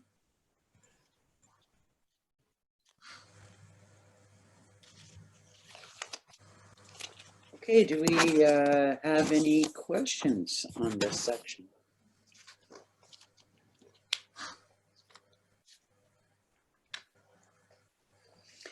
Councillor Smith. Thank you very much. You know, an interesting review there. A question for you relates to an understanding I have that I'll call them the building rules, sort of vary municipality to municipality. They're not common across all 4 jurisdictions in the county. Did you note that and consider how we might deal with that?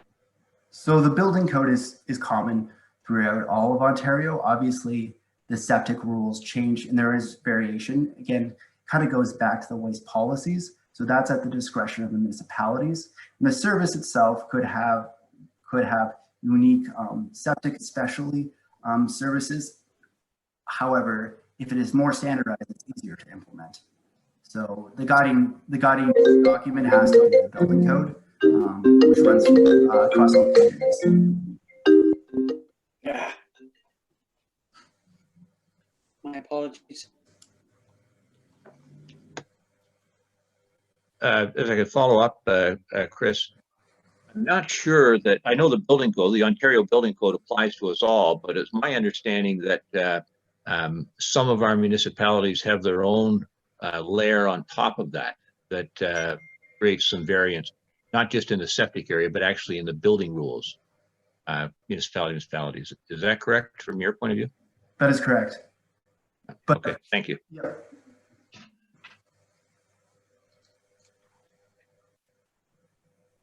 Further questions?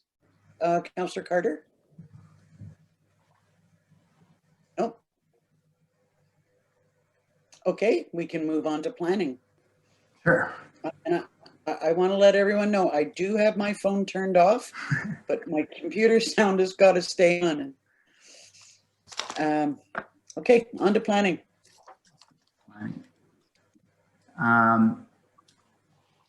So what we took from planning is that all 4 Haliburton communities have identified planning services, and I want to say with the county too, as an area of improvement for residents and municipalities.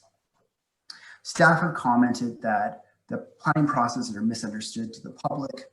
One of the reasons may be because they're non-standardized across the municipalities. This creates an increased administrative burden for your staff. And generally, you have very lean staff complements here. So capacity for long-range planning policy has decreased just because they're trying to keep up with demand. In addition, there is increased demand. So in our assessment, and I want to really compliment the planning staff here because I see an excitement and willingness to explore collaboration here, that there's an opportunity to find efficiencies through shared planning staffing resources. So what I mean by that, I'll explore in more detail, aligning on standardizing planning processes and fees and policies across the municipalities. In addition, currently every Haliburton municipalities are creating their own official plan. This is a large staff burden as well as if your consultants are used, there is a cost associated. So when we looked at other jurisdictions, there's ways to use one official plan across the county with secondary plans for the nuances per community to be embedded in that plan, which would reduce costs and improve staff productivity. So the benefits overview, we look at looking at one of the issues here was cost recovery was identified as an issue. So we dive deeper in there.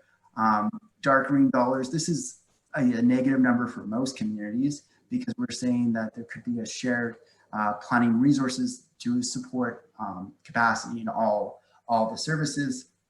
And there's large productivity gains here. So we'll dive deeper into how we get to calculating those numbers. So stakeholder feedback, one thing is that we talk to local planners and we talk to the developers that there's a strong working relationship currently. The inconsistency in planning approval processes is a pain point for some developers. And then that you're not alone in trying to attract development, but obviously the Muskokas and the Peterborough counties are trying to get the same level of development. So it's an important economic industry as well as we talk about construction. So looking at improving processes here has economic benefits as well. So current challenges in planning services, administrative burden, the actual task, I talked about that. Varied approaches to planning fees and processes is confusing. We talked about that. Increased coordination can really alleviate these two and the economic development impact of attracting development. So the recommendation one, this is in line with our working groups, our staff working groups, but we suggest that an official staff working group be struck to craft recommendations and support standardization of planning processes and policies to support increased standardization, so allowing for the residents and developers across Haliburton to understand one standardized approach for all their planning needs. So different areas that this group can take is standardizing public notice format, a very easy win, quick win, just a similar structure on how all public notices are created and laid out. The second one, which is a little bit more courageous in the work here, is that one thing what we heard is that the cost recovery for the different functions that we're charging our residents for is currently not fully at a cost recovery basis. So what we decided to do, and obviously this would have to require further study because obviously all revenues in this area have to be on a cost recovery basis, is assuming that the current highest fee in the Haliburton communities could be applied in a standardized fee across Haliburton for each different service could be pursued by all the Haliburton municipalities. This would have a range of revenue increases per community, and that's how we get to that $74,000 number. The second area is standardizing processes. So one thing that we took from the workshop is that the pre-consultation process varied by Haliburton municipality, and Minden Hills is the simpler, more expedient process for pre-consultation. So there was some desire to explore standardizing this process into a more simple and streamlined process as outlined here. And then secondly, administrative support. So all the communities except for Highlands East have planning staff. So looking to the county and Frontenac, which have a shared service agreement for some of their planning staff to support the local municipal partners, we're using the same kind of logic here. So what we're suggesting is hiring a junior planner to support with the administrative functions for the three communities and also support Highlands East planning need, obviously overseen by the director of planning at the county level. So what we're saying is be approximately 1 day per week to help the different municipalities. This person would bill their time to what projects they were working for. So if they were working for Minden Hills for 7.5 hours that week, the costs associated with that person's salary and overhead would be charged to that community. This would allow for the 3 municipalities with embedded planning staff to have more support without hiring one more FTE, but sharing an FTE. This would also allow Highlands East to have more accessibility to their planning support. One thing we heard is that the contractor is fantastic, but accessibility to that person's time is more challenging as they're servicing multiple clients.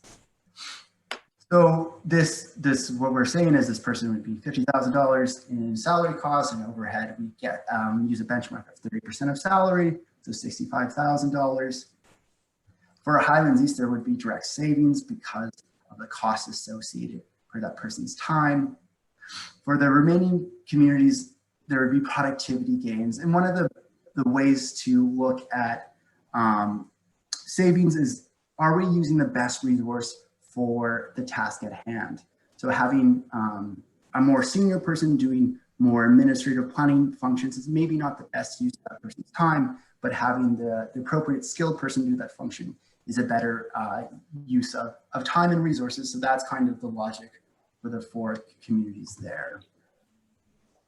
The last recommendation is to look at a consolidated official plan. So it depends on the community if there is a consultant who helps create this official plan, or if it's just relying on staff. Regardless, this is a big commitment for all communities. And when we look at our jurisdictional examples, here, the County of Hastings as well as Wellington County all use one official plan, and they use secondary plans for specific areas within the local municipalities that have nuances that must be reflected. So it's allowing for hamlets, herb towns, and other significant areas to have differences in the plan. So you can have that individual character by community, but you would have one official plan process. So again, there are a range of different recommendations, and they span from collaboration to integration.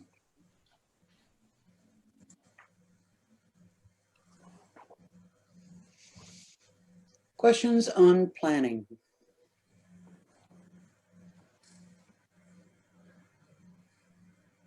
You have to wait until you're all on the screen.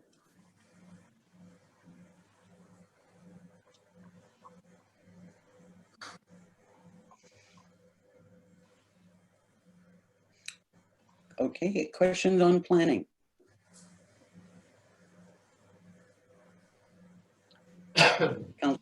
Councillor Carter.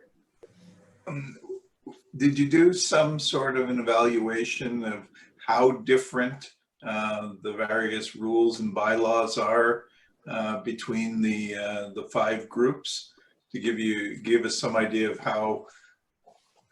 how easily this type of integration could take place? Yeah, so in our interviews, we kept on hearing about the variation across the communities. That's why we wanted to create a working group, because it's not just, let's just pick pre-consultation, but there is way more standardization across the different processes that can be done. We're highlighting the different ones that we heard consistently and that had the most impact, but there are way more processes that could be standardized to improve understanding and service outcomes. Councillor Clark. Yeah, through you, Madam Warden. Planning is a major part of our current municipal council business. And in many ways, it provides us a way of having some type of, I guess, authority or direction or leadership for the community. With what you're talking about with the standardization, then would a lot of the responsibilities for hearing some of the planning issues then be moved up to the county as opposed to the municipal level? Not necessarily. It would be based, however, the thing that would be standardized are the process steps. So if there is local feedback that needs to happen in our process, it would happen in a consistent manner regardless if it was Minden Hills going to the local council there or Algonquin Highlands. It's just having the same process steps so everyone can follow it. So your customers can, the residents can follow the process in a consistent manner. Understanding. If I could just add to that, Madam Chair, there's a lot more that could usefully be done in regard to this area that was beyond the scope of this project. We've just done a self-contained project that entirely focused on planning in Bruce County that addressed direct input into the contents of a new regional or a new county official plan that deals with the sort of the audit of differences and the opportunities for harmonization that was being asked about a moment ago. Another segment of it that was, roughly, I don't know, about 20% the size of this report was a detailed analysis of the 8 different primary processes of the municipality, and then what happened when, say, more than one of them was necessary at the same time, and then what that did to user fees. And then perhaps the most interesting part of it is the part we're just completing now, which was a series of detailed memoranda of understanding between the county and the area municipalities that dealt with the question that the councillor was just asking about what the residual role would be for the municipalities. Anyone who enjoys Googling would be able to find all of our thinking on that on Bruce County's website probably in the next 2 weeks or so. But there's a lot more to say about this than can be accommodated in this report. I think there was probably about another 120 or 30 pages that we've just completed in that context, which could help inform some of your considerations, because while they'd be different, it would give you an idea of ways to think about things. Councillor Rail. Just a quick question. One of the things you pointed out in bylaws, you pointed out in planning, and you pointed out is each municipality has different rules of engagement. And so consequently, what could be enforceable in one is not necessarily that big a deal in another. And then we're talking about consolidating people, and that is to say, try to make the workload more standardized. So what would we do first? Standardize the rules or consolidate the people? Or do you think, from what you've got, it can be done at the same time? I think it's best to always, this is from my Lean Six Sigma training, it's best to standardize the rules and then have people operate with under those constraints. And I see nodding from Jamin and John, so I think I have agreement there. Any other questions on planning or comment? Okay, we'll move on to economic development. So this one's an interesting one. Not to say they're all interesting. Yeah, they're all they're all my children. Well, I want to say this is interesting because it's looking at a service increase, but for just reasons. And I think that this one is why I say it's interesting, because it's a little bit unique in that regard here.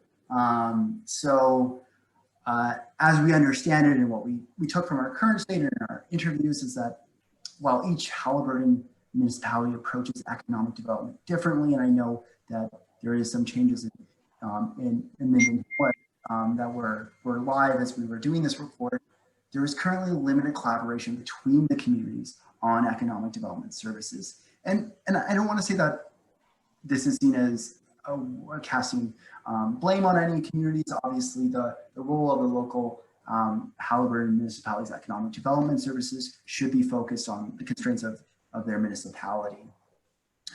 The county has a tourism service, and it seems like it's working quite well, but the county lacks an economic development function. Especially, we're suggesting here that this maybe should be a new service, or I don't think new is the word, reintroduced service brought back to the county. When you look to best practices, where we are in the economy, obviously with COVID-19, there's tremendous benefit that could be realized here. So I'll dive deeper in this. So what we're saying here is county to approve a new position, and we define this position and how it should work with the local municipal partners. So one of the things that we took was there's limited coordination between municipalities. I talked about that, but without a county service, there are limitations. One thing that we took is that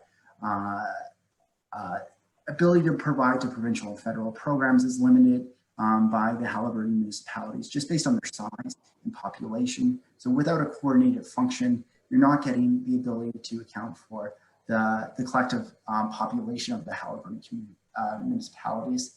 Ability to participate in programs is also limited because there isn't a county service. So Eastern Ontario Leadership Council, the Workforce Development Board. These are some limitations Haliburton communities are experiencing because there is no county service.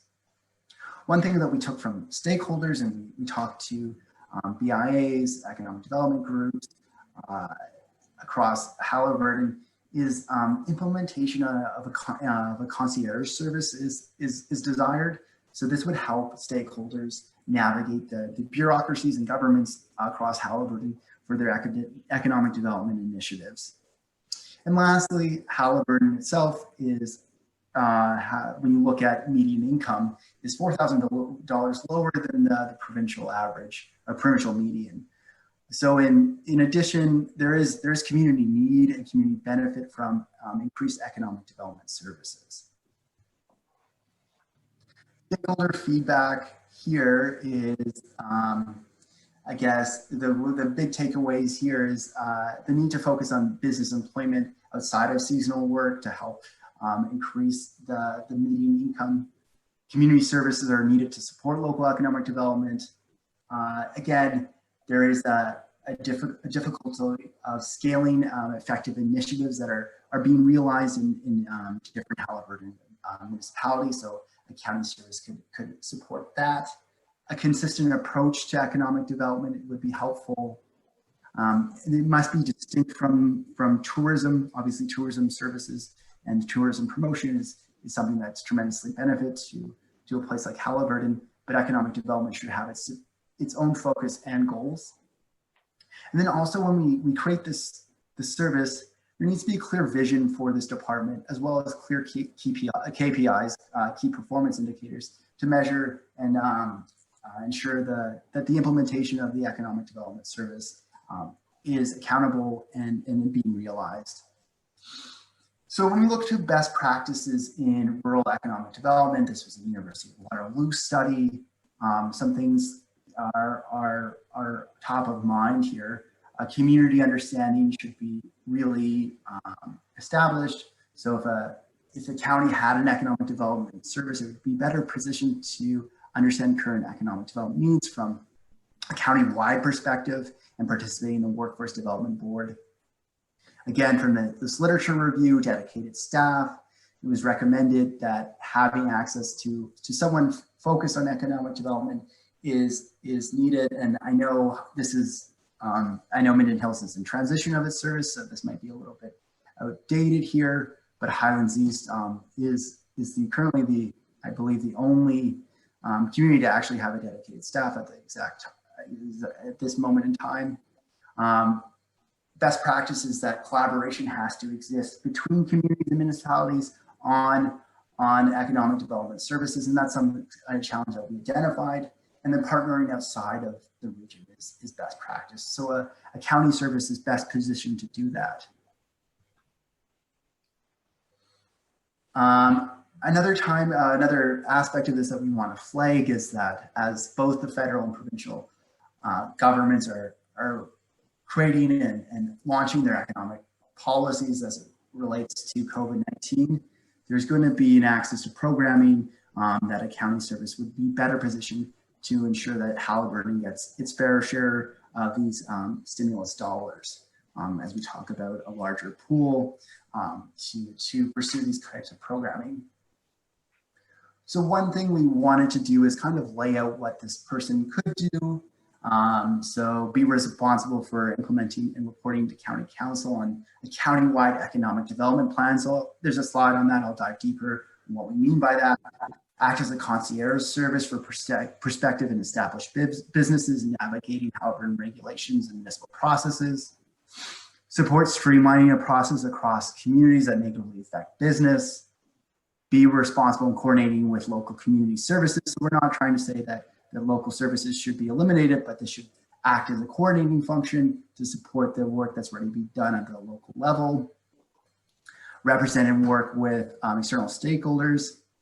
Identify and pursue provincial federal programs in coordination with Haliburton municipalities. Skills development programs were something that was identified as a need.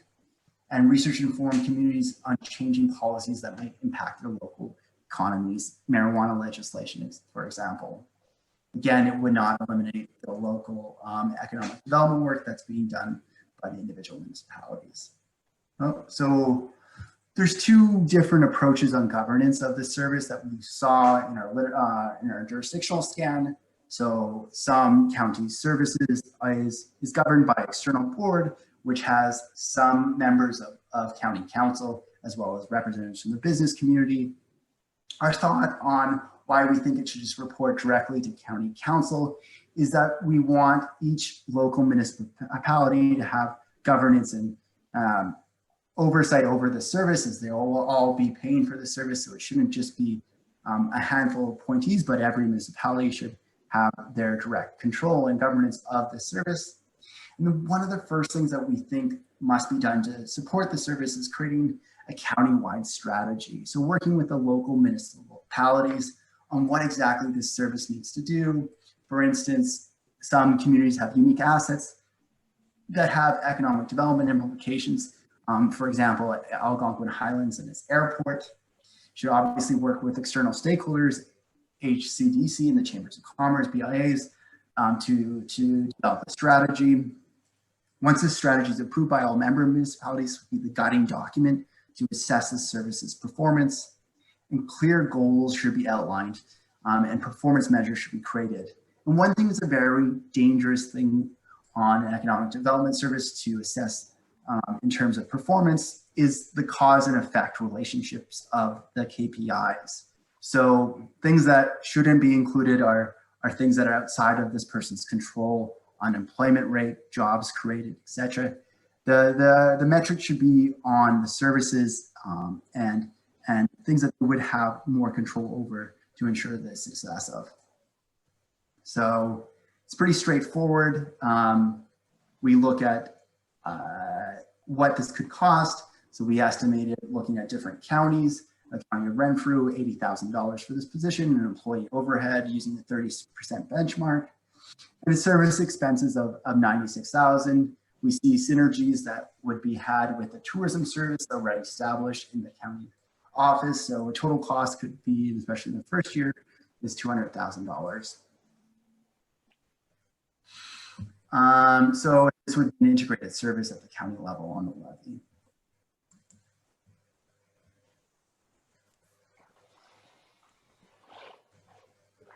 So looking for questions about economic development.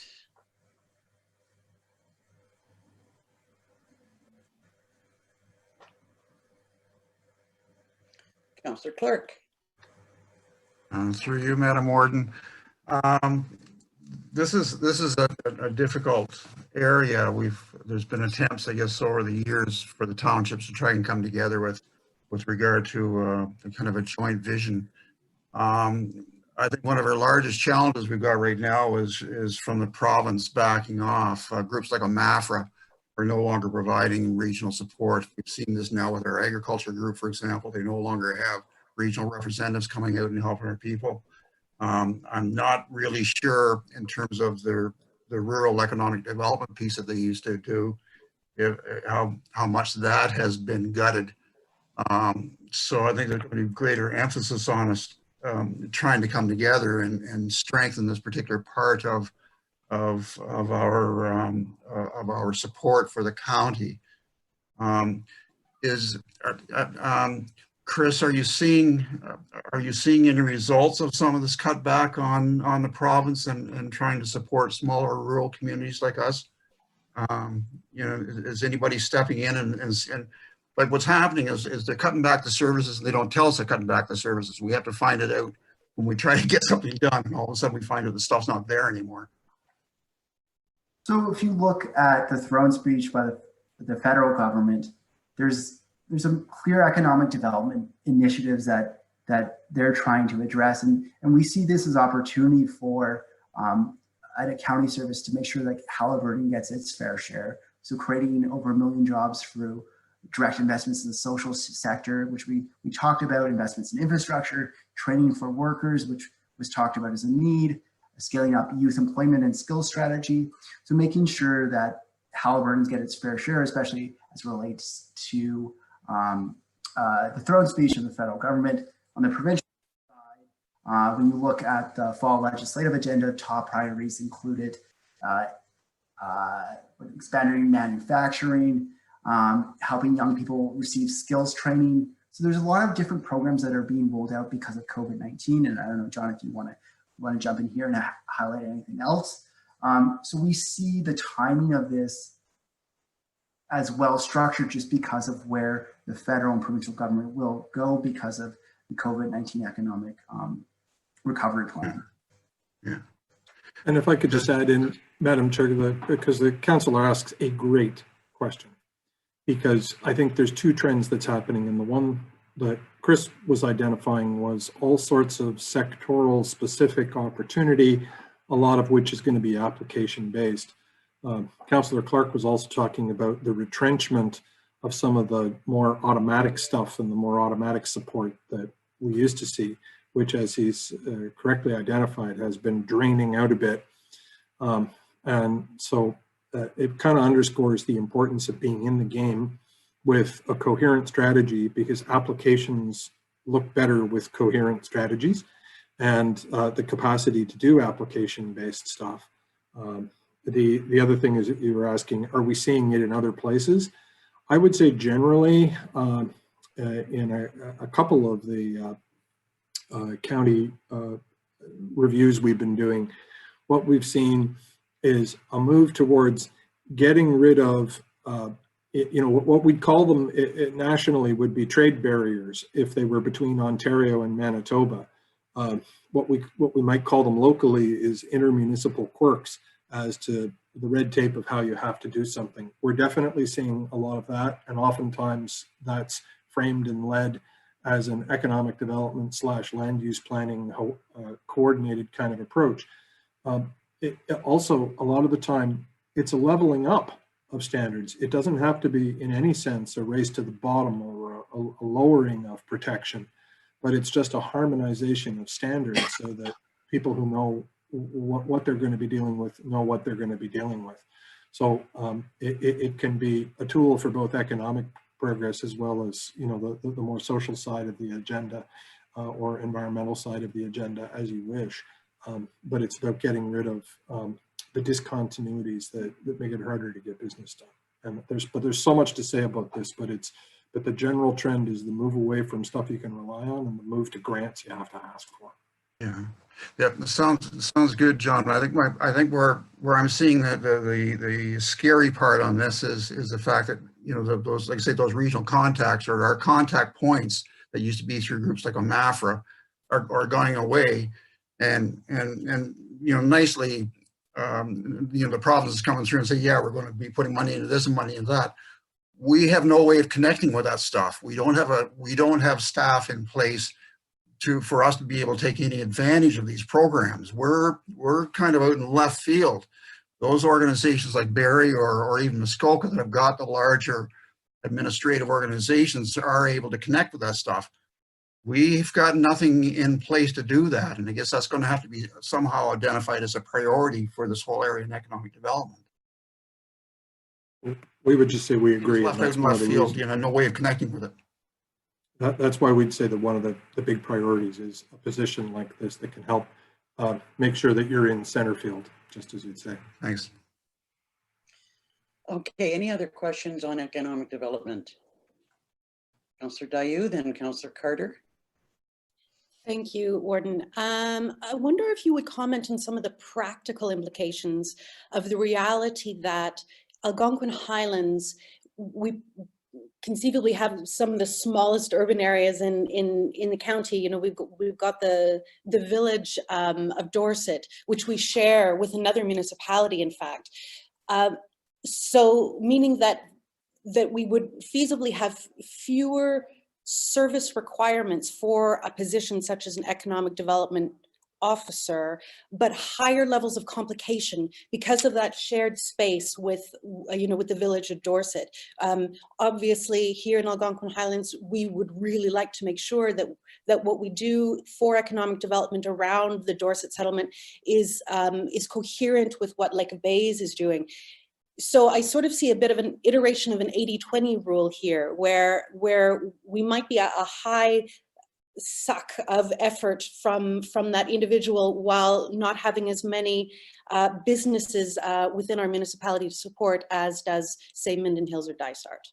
So, Councillor, that's why we suggested the governance structure to be at the county council level instead of at a different board level mixed of some county council representatives and a business community. We obviously understand that each of the 4 municipalities have their own economic development need. So having oversight over this service directly under the county council model would assess that and make sure that Algonquin Highlands has its direct governance over the service, as well as the other municipalities. The second part I want to address too is you talked about the ROI, right? Like the return on investment for activities and how that should be assessed. So the second piece that we talked about is creating an coordinated economic development plan with input from all the communities. So we see that as the first step of this service, is to get clear buy-in from all the municipalities and the critical stakeholders to ensure that this service has a clear understanding of where it's going, how it will benefit each municipality. And then lastly, we see the service and best practices to work outside of the borders of Haliburton too. So you talk about Dorset and working with Lake of Bays, but there's other national partners too, the County of Peterborough, the City of Kawartha Lakes, the regional area, just to make sure that there are coordinated efforts. And that's best done at the county level. Obviously, Lake of Bays and Algonquin Highlands can work directly together, and this person can help facilitate those relationships as well. Further questions on economic development? I think Councillor Carter was first and then Councillor Smith. So I'm a really big supporter on this, the idea of the concierge service, particularly in light of the fact that, you know, as we just talked about, we have different planning methodologies and rules and so on. So getting through all the, if you will, red tape is sometimes difficult. Do you have any examples of where these concierge services have been implemented and work well? Yeah. Oh, go ahead. The one in the report is Lennox and Addington, but John, I'd like to hear what you were going to say. Well, yeah, Northumberland too. If you call their department, the chair, or at least the director, if he's available, answers the phone himself, that's one of the things that he's most committed to. And I was teasing him about it because, you know, on his business card it says you have to dial the number, and then you have to put in a 4-digit extension. And he just answered the phone and said, "Hi, John." And I said, "Well, how did you do that?" And he said, "Oh, like it's the show. It's all about ostentatiously being focused on people. If they're calling us, we want to answer, and we want to be right there." Councillor Smith and then Councillor Sweeney. Thank you, Warden. Really 2 topics, but you could probably answer them together. You know, how do you deal with what I'll call rivalry across, you know, a large jurisdiction like our county, in terms of, you know, 2 communities could be fighting for the same opportunity? And secondly, how have other communities, other counties where this is coming into play, how have they measured the success? $200,000 a year is a big ticket item up here. And you know, we'd have to be able to demonstrate that we're getting better value for the money. Okay, so these are another two very good questions. The quick answer on rivalry is case by case. You know, it could be that there's times where there is a conflict because somebody is thinking about putting a new inn or something like that, either here or over there, and they're trying to pit one of you against the other. All I would say is your job is to not let them do that. And you've got to think about it case by case. Because, you know, the whole point about you know, not allowing bonusing and that sort of thing was to keep there from being a race to the bottom in the way in which municipalities compete with one another for, you know, for tax and that sort of thing. So case by case and in an honorable fashion, and having regard to the long-term relationship of the county, and frankly trying to avoid getting sucked into nasty squabbles. Speaking of nasty squabbles, the question of how you do measurement of service outcomes in ECDEV is notoriously difficult. And I wrote a paper on that for the Windsor-Essex Economic Development Corporation. I don't know if you remember a couple of years ago.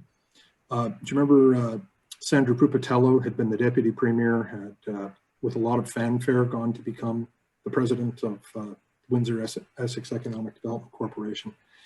And she walked into a firefight one night at the Windsor Council, where one very determined 80-year-old councillor with a very heavy Northern Irish accent kept repeating again and again at her, "Just tell me how many jobs you created. I just want to know how many jobs you created."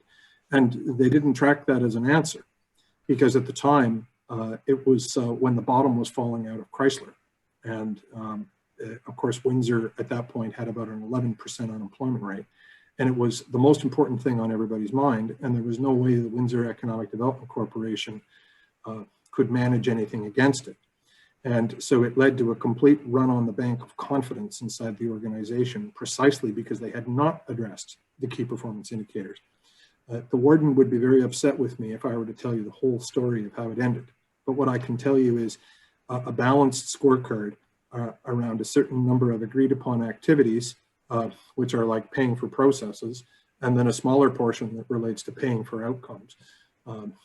That's all kind of organized through a memorandum of understanding that's, if it's through an independent third party, or like a development corporation, or if it's an internal department, just an agreed upon business plan that shows what's going to happen over the course of the year. That's the activity-based side of it. And of course, you're going to try and measure jobs and investment, but you just have to bear in mind, you know, if you're in the first quarter of a year like, or the second quarter of a year like 2020, don't be surprised if the numbers are off a bit. But there's a lot more to be said about this, but there's ways around it that can provide appropriate certainty to councils who are footing the bill. I think that's the most important point. It needn't be a barrier to entering into the activity, as long as you do it in a way that's eyes wide open for everyone concerned at the start of the process. Councillor Sini. Yes, thank you. And I just want to say first, I'm really happy to see this as a priority and working together. And I think most people have, it's all been raised my concerns. John has pointed out that synergy that will happen, which I think is really important. And I just want to ask if in somewhere in this model, is it possible then to broaden the input of that economic officer, if you will, to other segments of our communities to make sure we are developing evenly, if you might call it that. Thank you. You know, absolutely. You can have, you know, whether it's a triple bottom line or whether it's other matters that need to be considered through the operating agreement or memorandum of understanding, those can all be built in. And I think, you know, this year has made us all a lot more focused on things like diversity, and you know, I think it's just making sure that there's those who are managing the scorecard are realistic about what any one person who's paid $80,000 a year can do. Those scorecards are best thought of over a slightly longer horizon, You know, I think realistically, one real good starting off point for council would be the first 18 months of a person in that function is going to be organizing consensus from the area municipalities about what to do and building relationships of trust that will allow them to be able to get the machine moving in action. If somebody picks up the phone and says, I'd like to do something in Haliburton. So you're really looking at a 3 to 5 year payoff there. But that's not to say nothing good will come of it. It's just to be eyes wide open about the challenges associated with it and not, you know, be looking at your stopwatch about what to expect in the first 60 days. Okay, here's a question for everyone. It's a long stretch that we're going through. I want to see if you want us to plow on, because we've got a number of different topics yet to get through. They may not be quite as meaty as some of the ones we've had so far. Or would you like to have a quick 5-minute break? I think Chris is cheating and standing up and shaking his legs. You know, if everybody feels like they want to stand, you know, move around a little bit for a couple of minutes and then carry on, we can do that, or we can just plow on and finish a little bit sooner. A show of hands for yes for a break. Okay, show of hands for plow on. I'm sorry for the plow on, folks. I think we're going to have let's call for a 5-minute break. I'm not sure that we need to close everything down, but if you would maybe shut off your videos each, and 5 minutes, please.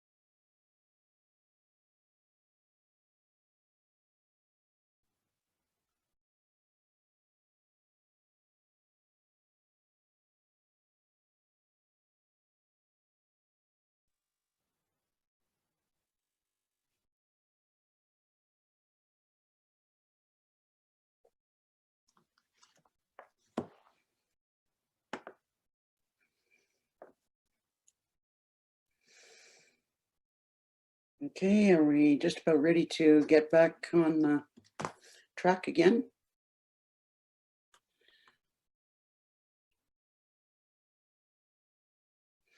So we will start with procurement. Excellent, thank you. Welcome back, everybody. So in looking first into procurement,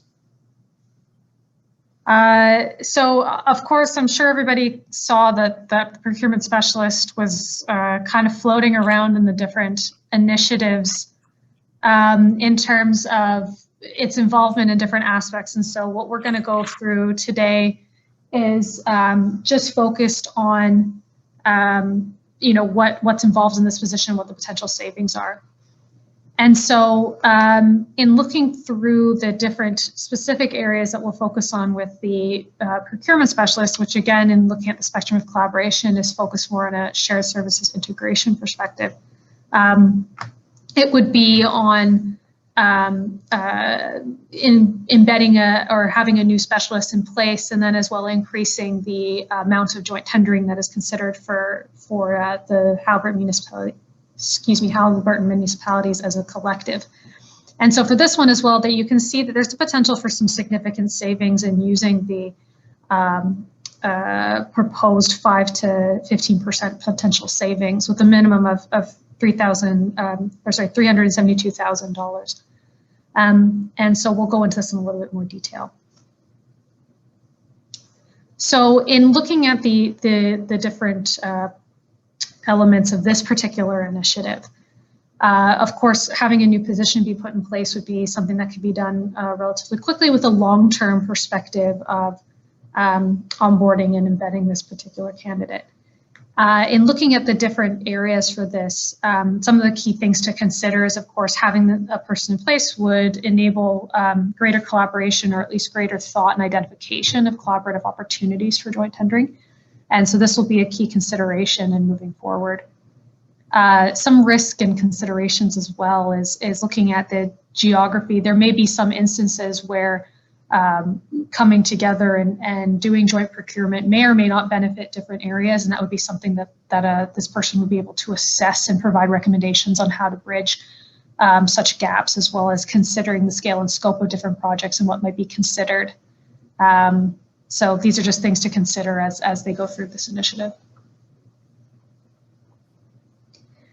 So in looking at different examples of where joint procurement or procurement collaboratives have been successful, there are a fair bit of examples where different municipalities or different organizations have done this, and we've presented a few here. One of them is Peterborough County, which has their own purchasing group. And the purchasing collaborative has indicated that they'd saved about 5 to 15% of product and service costs through the purchasing collaborative. And so it demonstrates a good benchmark example of how this can, when be put in place, be used advantageously. In looking at York Region, another example, they have the York Region N6, which is a purchasing collaborative of the 6 northern municipalities within York Region. And again, in looking at the comparison of what the potential savings are, they found it's about 5 to 10%. And so you can see a consistency in the amount of savings that are being reported through different collaborative and procurement initiatives. In addition, there are different organizations such as OECM, AMO, and Georgian Bay, who have created cooperative or purchasing cooperative, and have found as well that there's been a significant amount of savings gained and efficiencies through economies of scale. And so these examples just demonstrate how these collaborative purchasing has been put into place and put into practice and have seen success. So next slide. So in looking at this, there have been different studies done as well to support. And so what this slide just demonstrates is further support for how collaborative purchasing can benefit in the different savings that are being put in place. And just kind of shows how municipalities can gain a lot of benefits from doing this. And so the next slide, perfect. And so in looking specifically for the Haliburton municipalities and the potential for this particular initiative in terms of coming together and doing joint procurement, the different municipalities provided some examples of expenditures that were put into place into different service and commodity groupings, such as public works, waste services, fire equipment, et cetera. And so applying that projected 5 to 15% savings potential in looking at going together on certain things such as these areas collaboratively, you can see how there could be some significant savings that are possible in looking at coming together and doing joint procurement. And so in addition to this, or in augment to this, having a procurement specialist in place that is able to release the burden off of department heads and other staff members that are currently managing this process on their own, which can be a very difficult and lengthy administrative burden to be able to manage any of the procurement activities that are required. And that's something that we did here when we were going through and assessing this initiative. Having a procurement specialist in place would be able to facilitate that collaboration in a way that would better enable the right resources to be put in place in the right time. And so this person, we project to have about an $80,000 salary with, on top of having the different 5 to 15% savings. And so there are some significant efficiencies that can be gained here. Down below, what we demonstrate is just different considerations for this particular initiative. And in terms of how this particular resource would be managed, given it's a single resource supporting different municipalities across Haliburton, it's suggested that this be managed and allocated using a service agreement in which, similar to previous initiatives, they would bill or manage their time according to which municipality is supported in which capacity. And so it would ensure that it's not necessarily doing a one-size-fits-all when that may not be the case based on the type of work that this person would be doing, and would enable them to support or provide the service agreement based on the support that is provided. Perfect. And so in looking to support all this, what we wanted to demonstrate is just there's been a couple of best practices in municipal procurement that have been recommended using Ontario Municipal Knowledge Networks research. And a lot of these best practices support the initiative and what's proposed in terms of putting this different perspective in place as it relates to joint procurement. And so some of these areas, for example, are through governance improvements, and of course this procurement specialist and how this would support this best practice would work with the municipalities to ensure that there are different planning requirements and that they are able to reflect and implement best practices as opportunities arise. They may also be able to have a perspective that would support different considerations for joint procurement that they can help to implement and get the best bang for the buck, if you will. In looking at resource training and support, the resource also would be able to leverage and use templates and forms and ensure that they're easily accessible to all staff, as well as holding training sessions.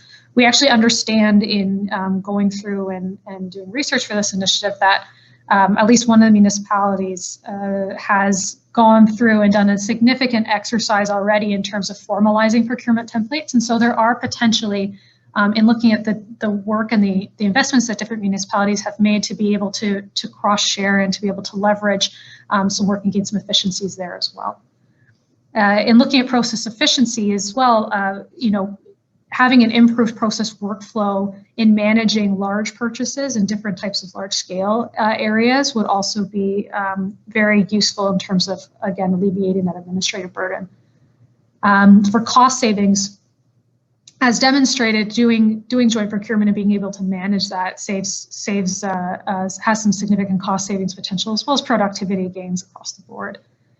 And looking at contracting as well, having joint procurement does provide some considerations for improved rates, or at least lengthening or improving the pool of candidates that are possible for consideration for different procurement possibilities depending on what's being put forward. And so that allows or enables choice and consideration for a bigger pool of potential candidates, as well as for joint procurement overall. There's a possibility for this person or otherwise to participate in different consortiums or groups that may be able to provide relevant, new and recent best practices as these things are constantly are evolving over time. And so there's an opportunity to have some real-time investment and learnings that can be implemented into the process as it continues. And so lastly, we just wanted to demonstrate here is just this particular initiative, as you can see, really does span the spectrum of collaboration. On the collaboration side, of course, encouraging collaboration between the different municipalities and looking at joint procurement is going to lead to some efficiencies and benefits, but as well integrating the service to have a procurement specialist in place that would be able to support the municipalities with different considerations for how that agreement could look, give some choice and options for what makes the most sense.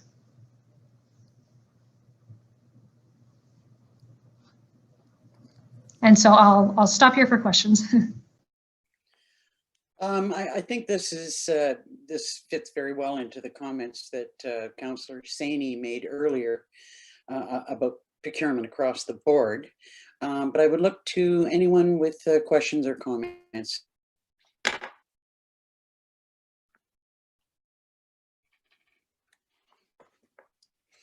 No questions? Okay, we'll move on to an integrated digital strategy. Oh, I'm sorry, Councillor Smith. Thank you. Just on this, and I think your assessment points to this as a great area of opportunity for us.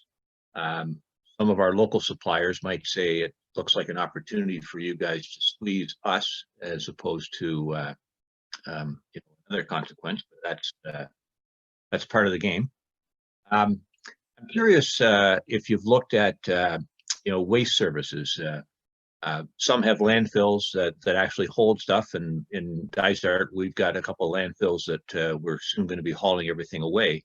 But we all do recycling, and you open an interesting opportunity here that we're regularly doing an RFP right now just for recycling services for Dysart.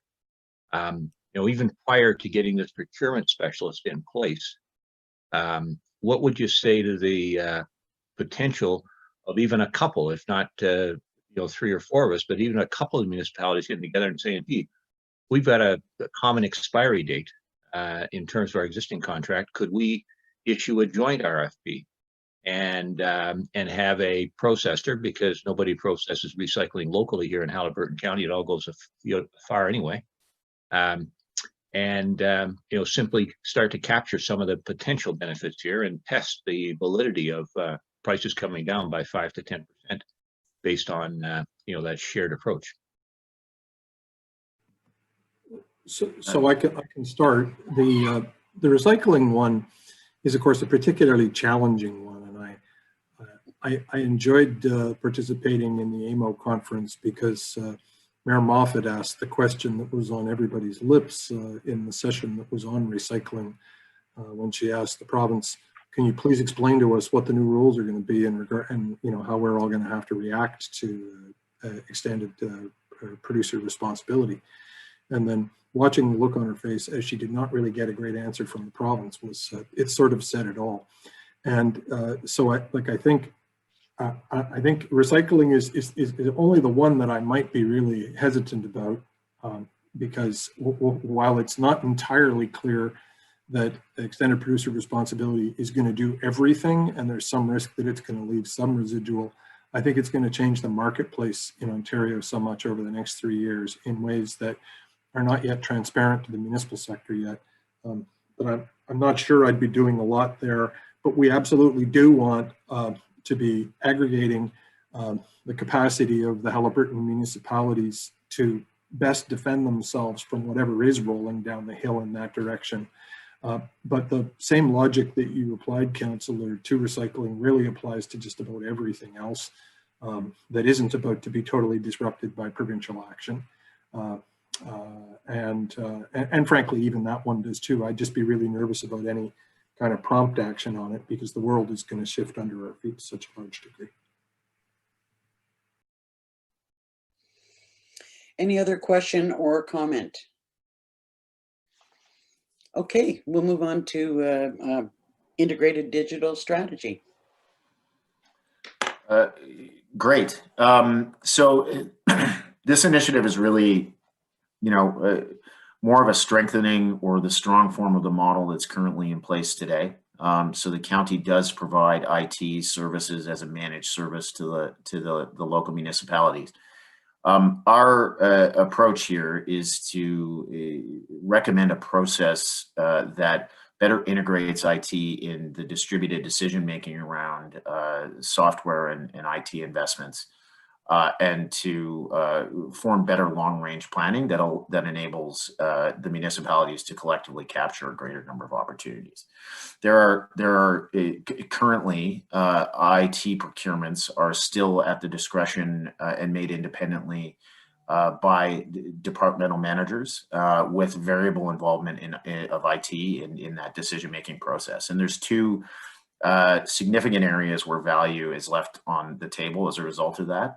The first is the potential for shared procurement of solutions that might otherwise not make sense for an individual municipality to move on alone.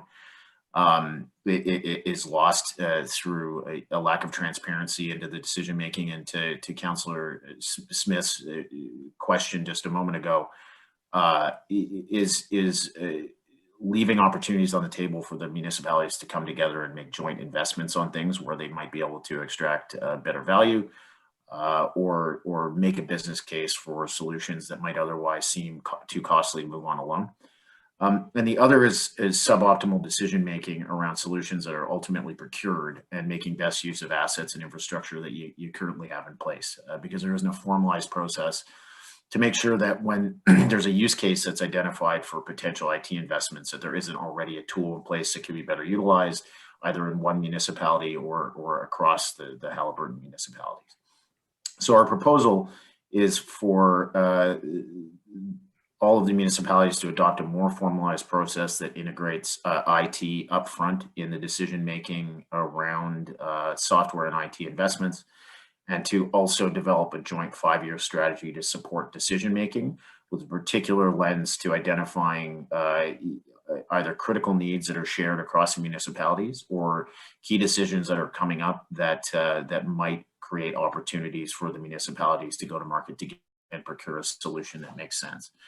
And the opportunities here are fairly substantial. We quantified one, which was identified as a shared area of concern, but for which the complexity and the cost of pursuing a solution might seem daunting to a single municipality alone. And that was in electronic records management. And you can see that from just our assessment of that one opportunity, the productivity savings are on the order of $80,000 a year in terms of the equivalent staff time. And those are really the types of opportunities that might be better captured through a process that integrates both IT in the decision-making process and longer-term planning around those joint opportunities.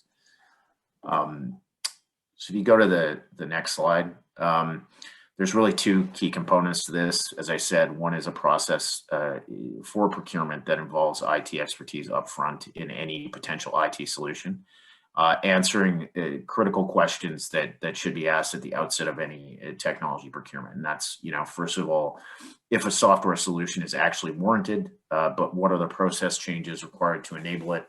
Are there solutions or assets currently available in the municipality or across the municipalities that can be extended to address a given use case?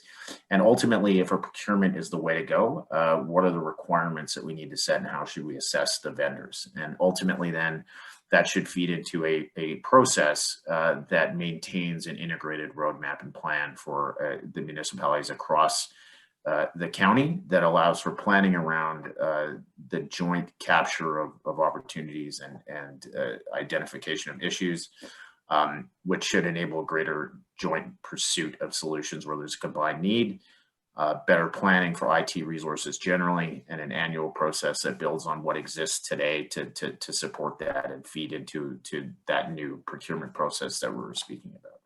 So ultimately, the benefits are a greater ability to capture opportunities associated with technology investments, greater value for the technology investments that you do have today, and better use of IT resources in general to support implementation and execution of IT investments.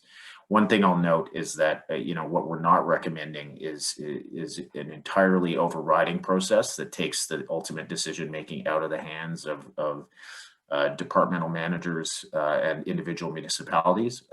This is something that will enable the Haliburton municipalities to pursue these opportunities opportunistically and when the business case makes sense, but ultimately local discretion will still rule the day in terms of the IT investments that are made. So I'm happy to take any questions about the concept of an integrated digital strategy.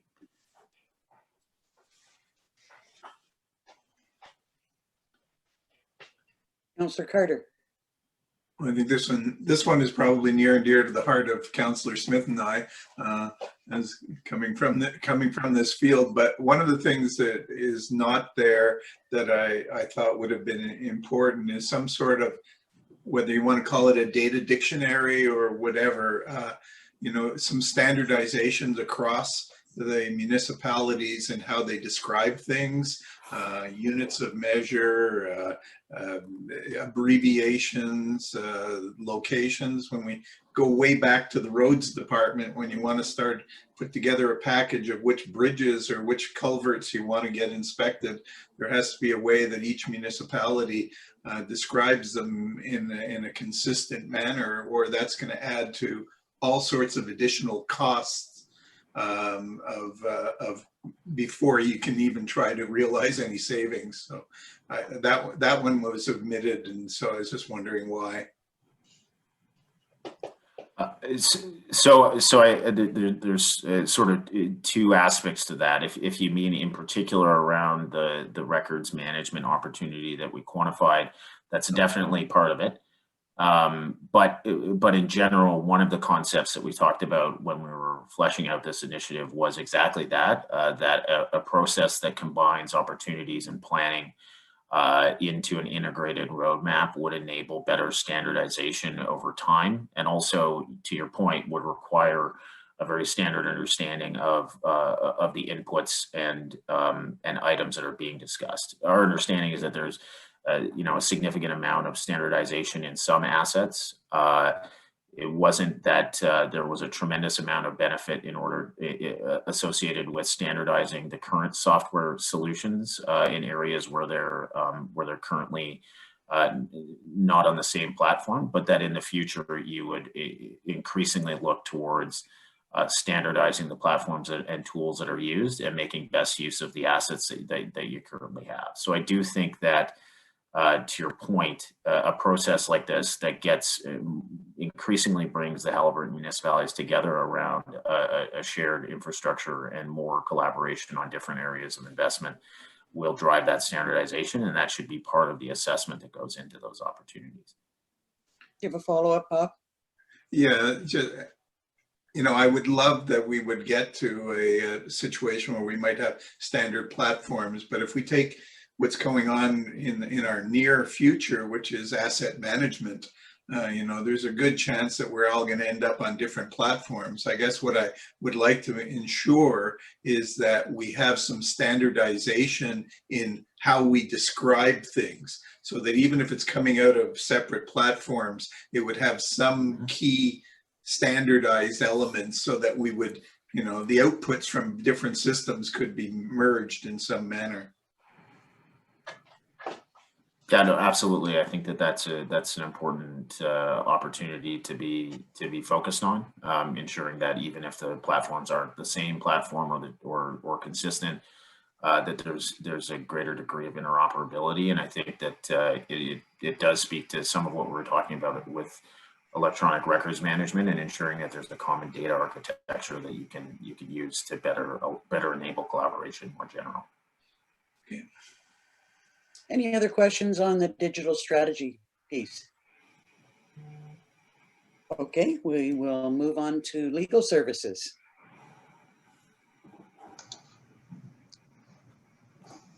Okay, excellent. So for the legal services overall, one of the things that had come out of the general assessment of this initiative was that most of the, or each of the Haliburton municipalities and kind of rely on external legal counsel for legal matters. And so there seemed to be very significant support for exploring the potential to have two different perspectives on this, one being to hire and bring in place an in-house municipal barrister and solicitor for general municipal law or legal services. And then where needed or where there'd be any specialized legal advice, for example, for specific labor issues or for conflicts of interest or otherwise, that there would be a joint procurement to retain a legal service that can help address with different things. And so those two areas are going to be explored in a little bit more detail. Overall, the potential savings in place in looking at bringing a legal person or, municipal barrister and solicitor in-house versus currently maintaining status quo and continuing to use external services equates conservatively to approximately $53,000. A lot of this is because there's a lot of benefits that can be put in place in bringing a legal service in-house, and we'll go into that in a little bit more detail. Next slide, please. So in looking at the different 3-year legal expenses by cost category across the board, we split up and looked into general legal services as well as specialized legal services or legal spend, and what the expenditures were per municipality. Of course, year by year, these can change depending on what the requirements are or what kind of needs might be put in place for gaining external legal counsel. And so obviously, as demonstrated here, there's a significant amount of general legal expenses that are applied on a year-by-year basis. And so putting in place or looking at the overall legal spend, there is opportunities or there is a likelihood that down the road as legal needs might increase or become more complex, that this expenditure might increase. And so there's an opportunity to look at this through the initiatives presented to help with gaining efficiencies in these areas and being able to limit the amount of risk that may be exposed on a municipality by municipality basis. And so in looking at coordinating legal services, in this case, getting a county level municipal barrister and solicitor, this particular person would be an independently licensed Ontario lawyer and would be able to provide legal advice to the different Haliburton municipalities and retained for all generalized legal matters. And so this could include small claims, Superior Court, et cetera, and would be able to, this person would be able to provide guidance and assistance for different municipalities as they come up. And so the proposed salary for this municipal barrister and solicitor could be between $100,000 to $140,000. Taking in consideration any overhead and benefits, as well as any continuing education law association inclusions. The total for this would be at minimum $133,000 or more, but you can see how the retention of this particular person who could be assisted or paid out based on an agreement on where they're providing legal advice would lead to savings that are lower or where the costs are lower than what you would see currently over the 3-year trend of what's spent on an individual by individual basis. And so just one more thing on that.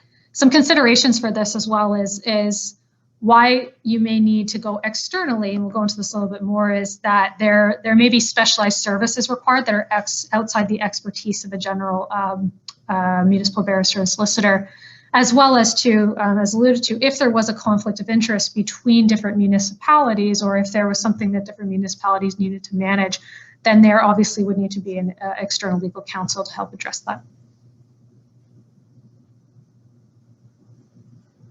Perfect, thanks. And so in looking at these specialized legal services, what areas may be considered for going externally where there might be specific needs required, and where there might be an opportunity to do a joint RFP to retain these specialized services or service areas, are in these different practice areas, which may include real estate law, environmental law, municipal finance, tax and assessment, construction, municipal planning, labor and employment, and or tax registration. And these specific areas may require specific external counsel, but these areas are also ones that each of the municipalities may at some point in time deal with or manage at any point throughout their throughout the year, throughout their operations. And so having a legal entity that can be on retainer to help address any of these while coming in together in a joint RFP to help gain some efficiencies and gain some savings would be of great benefit. So next slide. So in looking at the cost benefit analysis across the board, what we did was apply a general, or took all the expenditures on legal services today, as well as looking at what the generalized, what the savings could be from a general perspective, as well as a specialized, and overall it could equate to about 53,000, and could be, and of course these could be managed in a shared services agreement. So next slide. And so to kind of support this area, there are definitely some major benefits of bringing counsel in-house and or going together in a joint RFP for external legal services where required. One of them is in memberships and insurance coverage. And so having an in-house legal counsel who has access to external associations and memberships where they get to learn about different legal or new legal information that they can then take back to the municipalities and share any of these learnings, increases efficiency, but also helps to ensure that different things are learned. As well as minimizing stress and burden on staff anytime that there are legal needs required and there needs to be an external sourcing for legal counsel. This can be a significant burden that would be minimized by having in-house counsel at the county level. There's also a reduction, of course, as demonstrated in the legal fees overall by coordinating and collaborating. And in addition, if there were specific general and specialized legal services and advice that are shared amongst the municipalities, there are definitely some savings as it relates to reducing duplication of efforts. And looking at the different legal counsel that are retained by the different municipalities, we did see that there were some overlaps in terms of areas that are retained and services that are provided. And so there are efficiencies that can be gained just by approaching it in this manner, as well as enhancing service levels and improving communication are key benefits that can come about from coordinating. And so just in sum, of course, in looking at joint RFPs or going out for joint procuring any specialized legal services, there are significant benefits as it relates to gaining some efficiencies. And then in integrating a service and having an in-house counsel at the county level would be able to allow the municipalities to have access to a person on a needs-by-needs basis.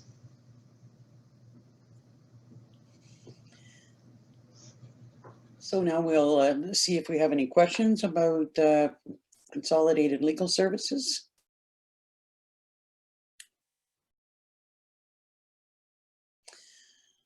Councillor Saini, and then Councillor Dayu. Thank you. Yes, really think this is a great idea. I have a question regarding the possibility of a law firm. Has that been looked into as opposed to an individual?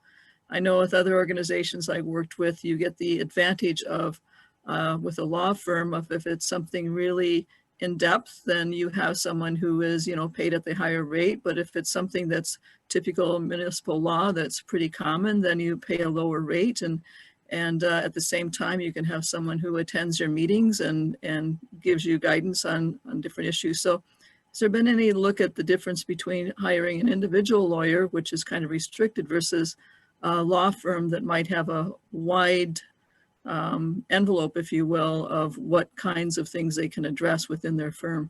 Thanks. So it's a great question, Councillor.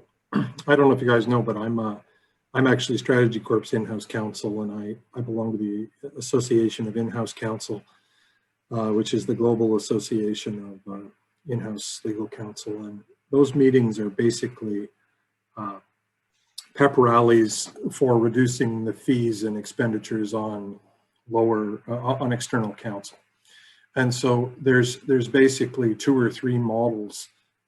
One is sort of tendering, where you get a competition going around fees as opposed to just having the same long-term relationship.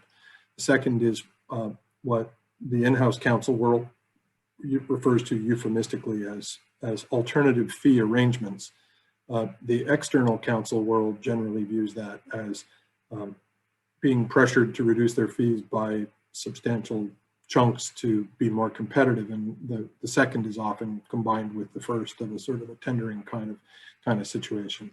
And then the third is just doing it in-house. And you're absolutely right. The downside of in-house is that typically you're going to need external at some point where the water gets too deep for a generalist. The thing is that if we refer you back to the one piece of the analysis that looked at what you might call your base load legal spend on generalist services, that would be within the normal range of competence of a well-chosen in-house solicitor, your current spend on that exceeds what it would cost to bring somebody in-house. And then we would recommend you go with best of breed, just like you're saying, with whoever is best for the purpose. And, that might be on planning, and that might be on something else. One of the advantages is like you could tender all of your work out to a firm like you're suggesting. There can be issues with that around conflict, particularly. So then you could do a hybrid of that and say, tender out all your non-land use planning work, and then reserve the right to avoid conflicts as may be required on the other. So there are a few different ways. On balance, we thought the best approach was to take your general legal spend externally, convert that into an in-house resource, and continue to go to the market where you need so. But it would be totally rational in the actual implementation to test the market and see what you think about the other as you're proposing as well. That there are more than one. There's more than one way to achieve some of the savings. Further questions on this topic? Councillor Dayu. Go ahead. A question for John, as you are in-house counsel yourself and would probably have some insight on this. When I think about the economic development coordinator position, it's one of those luxurious options where you can figure out what your priorities are and then draw a line under what is and is not possible for one person to undertake, based on the fact that there is only one person. So some things are going to fall off, and other people and other things are going to hit that priority list. Whereas legal is quite different. Things have to get done. Things have to get answered. There are any number of major priorities that must be resolved, each and every one of them. So my question for you is, what is the typical municipal load for either a private practitioner or an in-house counsel?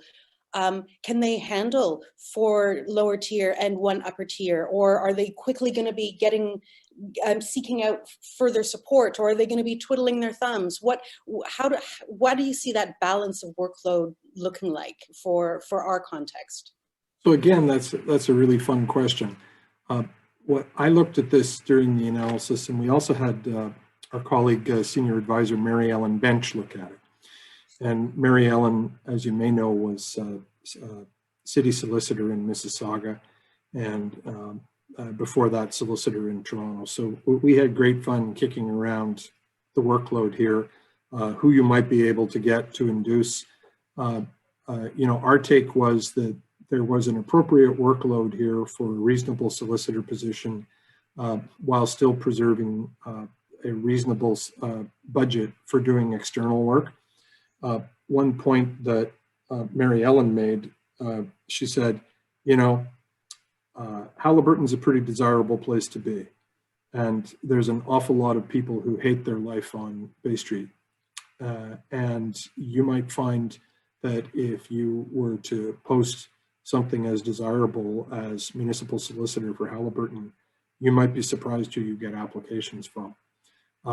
And so, you know, if you're getting somebody who was capable of managing, a practice that would have been, substantially larger than this in terms of billings, although, billings is a poor proxy for hours because, Toronto people charge more. But just the same, I think you'd be in not such a bad, you'd be in a decent position here to offer a sustainable position where you would, because the other observation about being an in-house counsel in a place that hasn't had one is as soon as you arrive, you find out that people were getting by without. And we anticipate that there's probably a fair bit of demand, all that procurement activity we were talking about would certainly be benefited by having legal counsel who can help. And, you're going to resent every single invoice you get if you send every single one out to an external counsel. So the nice thing about buying somebody by the year is you pay them by the year, not by the hour. And you've got a lot of work probably that's backlogged because of a lot of people probably making do without. So, but the good news is you're at a level of external spend for your baseload stuff that would justify the expenditure on a reasonable in-house counsel. And we're not asking somebody here to move to Kirkland Lake. I think it's a pretty desirable destination for somebody at any number of different stages of their career. So we think it's feasible and doable. And whether you ultimately do it through Councillor Sain's methodology of going through a tender to a firm and just sort of look for a bulk purchase that presses down on the fees, or whether you do it through an in-house resource, both of them we think will lead to positive outcomes. Further questions on legal services? Councillor Smith.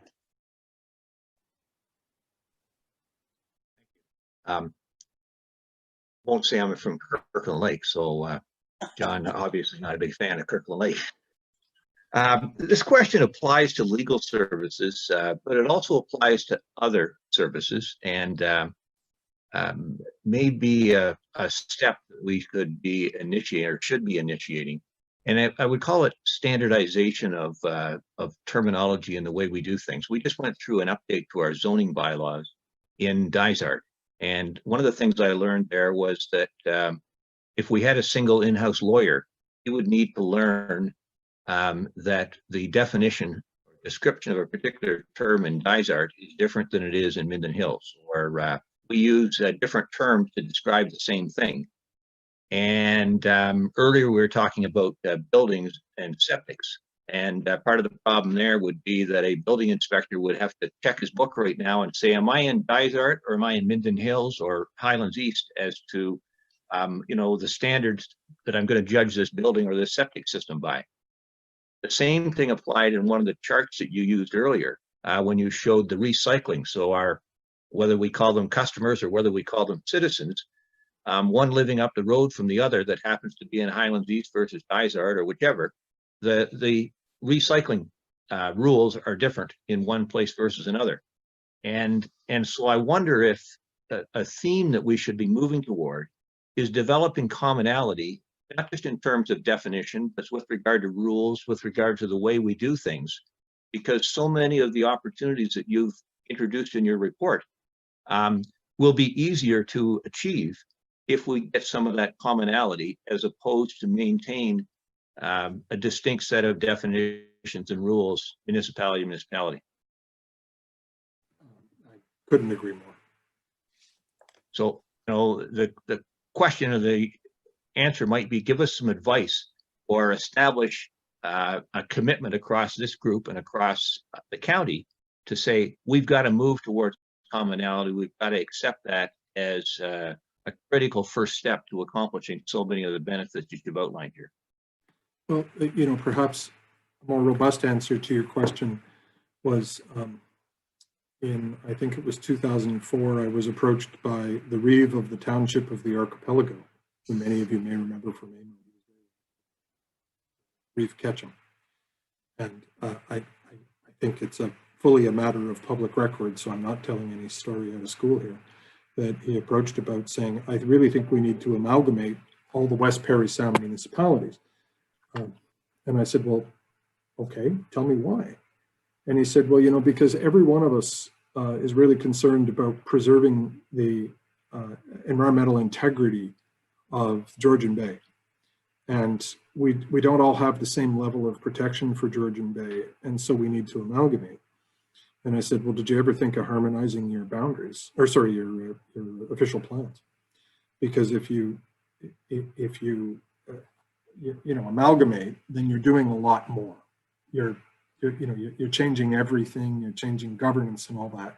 If what you really want to do is harmonize the land use planning standards to protect Georgian Bay, why don't you just harmonize the land use planning standards to protect Georgian Bay? And he said, oh, that we could never do that. And I said, well, why don't you invite all the planners together or first invite all the councils together and say, we'd like to try, and then invite all the planners together. And the really funny thing was, what they found was there was no one municipality that had the best in class standards across the board. They could all agree that somebody was doing something better that provided a little more protection. And they wound up harmonizing it. And if you look on the map, they're all still separate, but they have one harmonized approach to protecting the bay. And I just think it's a very instructive example, because in many respects, someone could say that governance is one of life's affordable luxuries for citizens or for customers or for residents or whatever you might want to call them. But boy, who said that we have to have all kinds of discontinuous rules and policies that make it harder to know what to do and what the rights are, and to make it harder to deliver services at scale. And it's a lovely best practice-y kind of example of a positive set of regulatory outcomes that were achieved by simply asking the question, if we were to take and steal the best precedent for the best set of rules that provided the best ecological protection, which one would we pick? And there was not a single municipality that didn't have something that got added to the end result.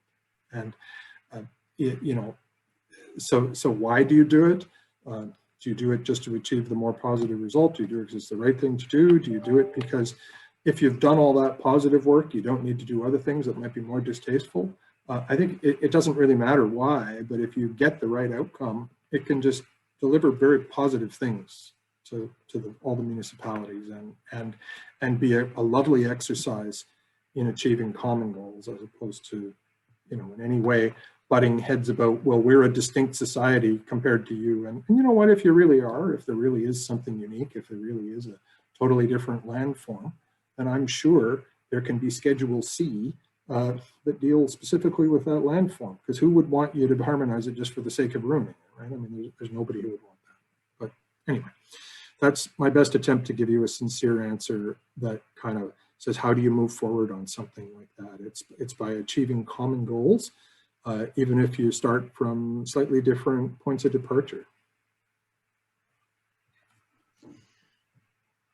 Any other questions about legal services? Okay, we will move on to human resources.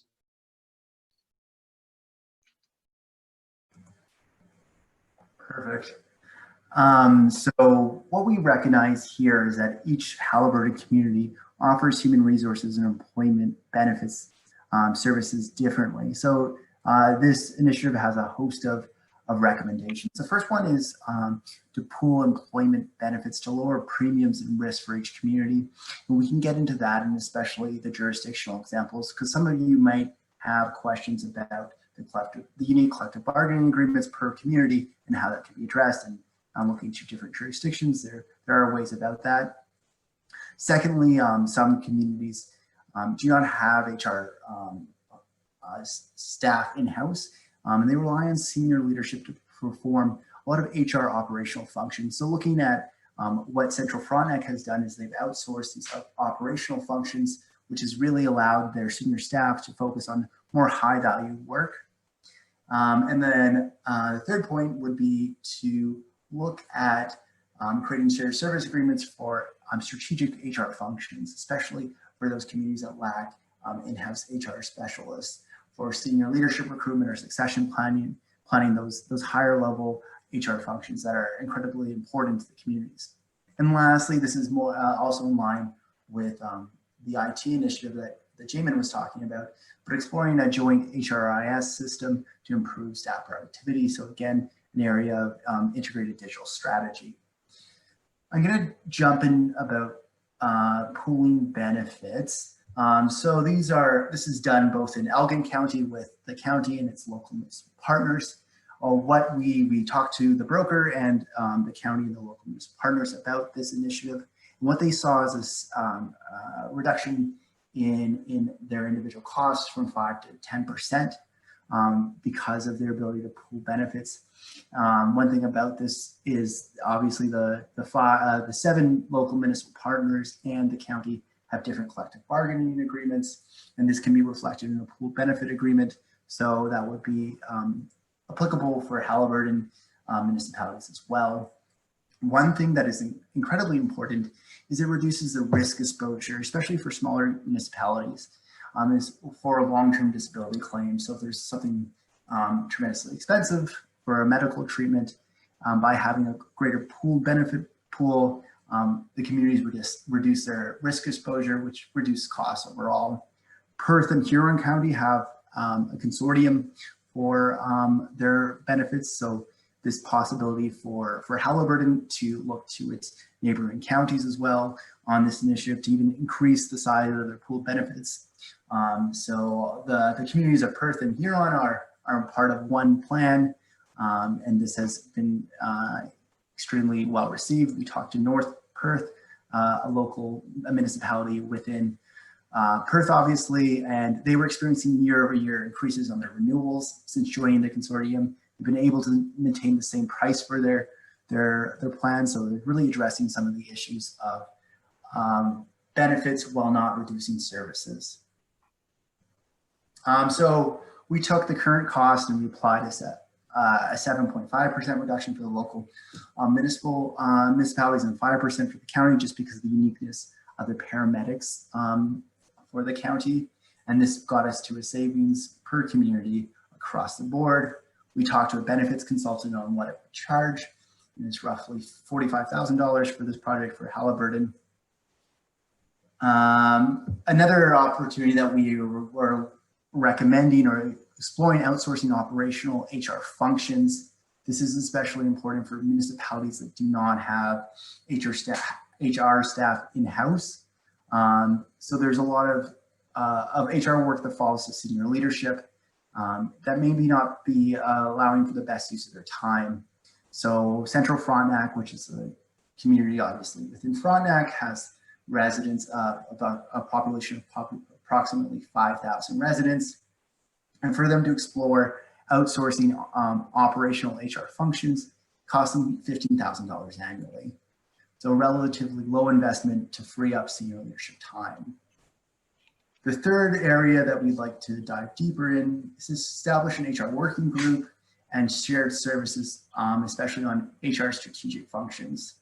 So for communities that do not have an HR staff member, they can look to the county or other municipalities with HR professionals in-house and help them support on a case-by-case, project-by-project basis for key HR services, senior leadership recruitment, succession planning, what have you. And this can be done on a cost recovery basis to allow higher service levels for communities as well. An HR working group should be established to standardize policies, especially that you're all operating within the same constraints and the legislative requirements of municipalities. There's obviously HR ramifications. So having that standardization of policies and training between communities and promote knowledge sharing. Lastly, integrated HRIS system. There's a desire for most communities to look at adopting this HR system. However, from our perspective, the better way to approach this would be to do it as a collective system across multiple municipalities to ensure standardization and reduce costs of procurement. So the different recommendations fall across the spectrum from integration to collaboration.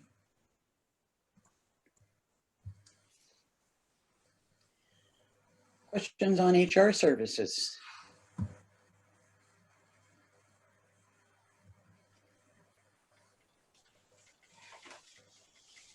Councillor Carter? Do you have some idea of how long it would take if we decided to do something like pooling benefits and so on? Because it seems like a no-brainer to me, but you know, what kind of time would it take?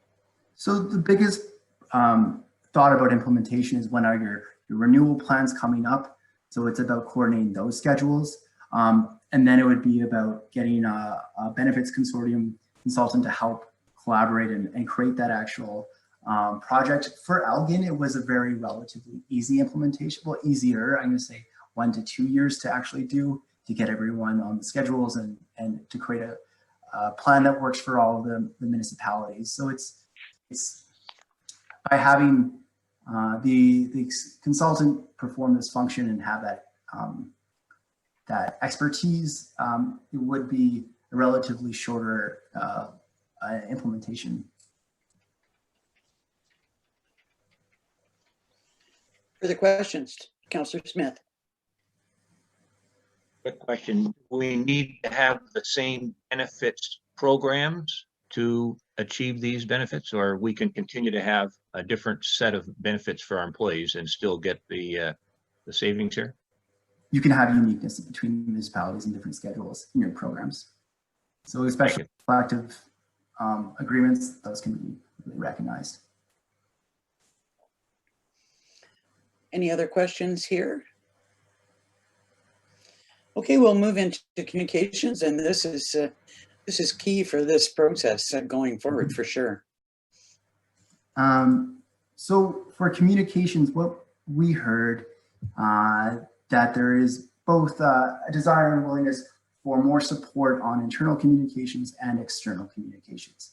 So what we thought was an interesting model is the one that exists in Renfrew, which has a communications specialist who also acts as a grant writer to support the county and its local partners in developing communications. In no way would this person speak for the communities, but help improve communications service levels and to help offset the net cost of this employee. Obviously, grants and the revenues generated for grants have to be specific and to the programs.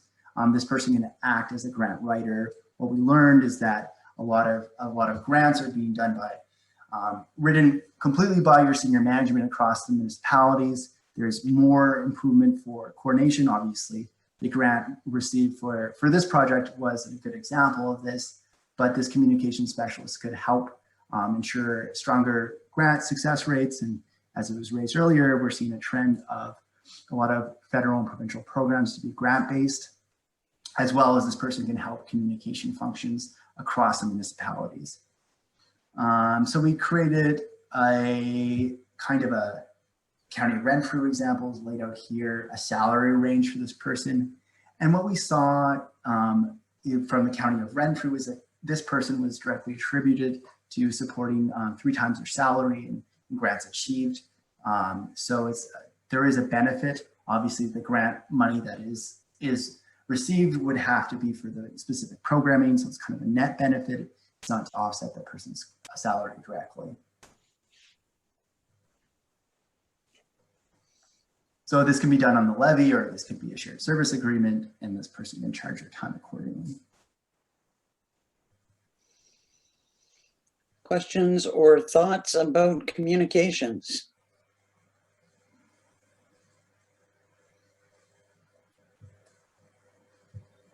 Councillor Huey. Thank you. Through you, Warden. I think that this is a really good idea. As someone who has a communications background and is working now in this role as a counselor, I know that there are a couple of other squares in here that hopefully will agree with me when I say I think all of it, so internal and external, you know, in certain areas, I'll speak for our township, do need some work. So I think that that would be really beneficial as a county position or as an overall position. So thank you for the work on that. Thank you. Further questions or comments on communications? Okay, hearing none, we will go on to coordination.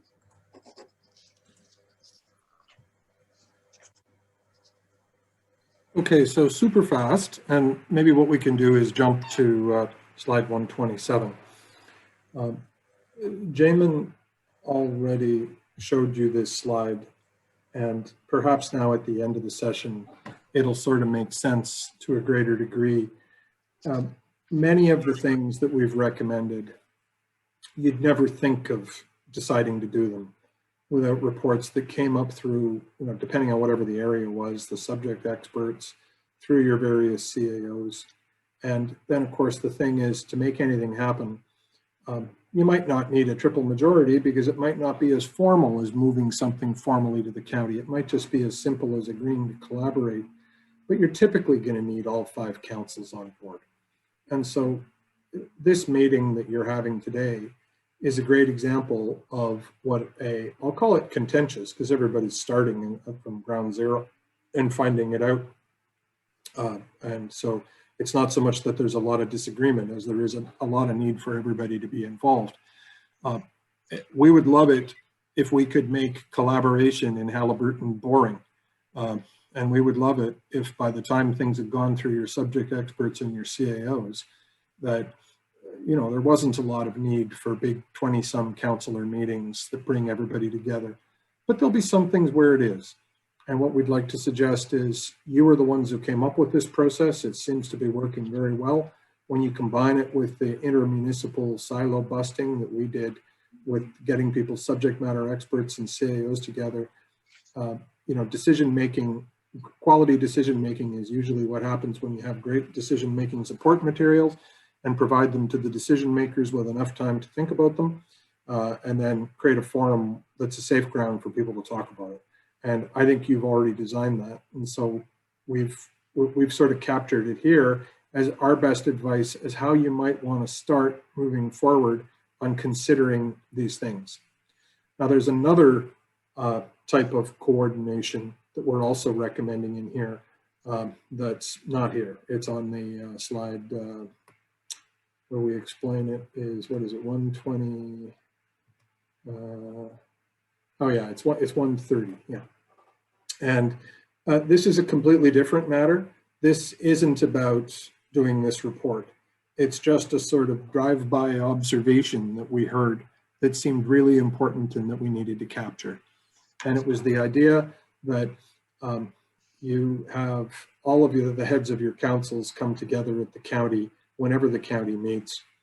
And oftentimes it might appear evident in the course of those conversations that there's an opportunity to do something of an operational nature together, but it's not a decision that can be made by the county. It's something that's got to be made individually by your various councils. And right now, it's almost like a broken cable that's missing between your modem and your computer, and you don't have the Wi-Fi to fix it, and your CAOs aren't mind readers. Which is that, you know, something that might arise as a good idea, it needs to be captured and it needs to be forwarded to the area municipalities, to the CAOs in a written form so that the area municipalities can consider it. It's not that it comes with any greater weight than a good idea that all of the various heads of council thought was worthy of their consideration at the area municipality. It's just, right now, there's no formal written mechanism for that to be transferred.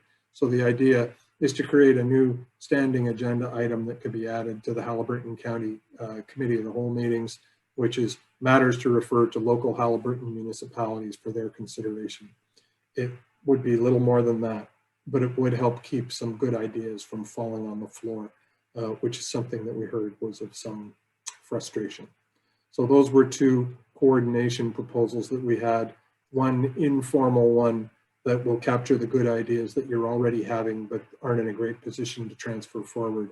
And the other, which is the much more complex and formal one, which might give you an idea of how to keep any positive momentum that might come out of this report moving forward in a disciplined way that ensures that everybody has the appropriate input into the decision making. So that's what we wanted to tell you about today.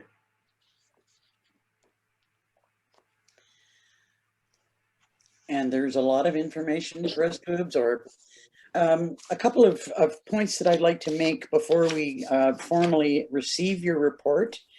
For the benefit of the public, I just, who might be wondering why the heads of council or members of county council haven't asked as many questions as maybe other members of council.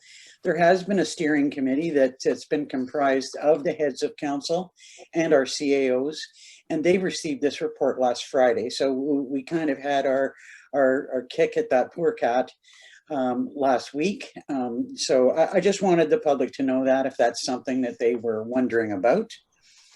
I'd also like to remind everybody that these are recommendations for consideration. They're not directives. And we've got all kinds of work ahead of us to review each of these topics and try and set out a path forward for us all.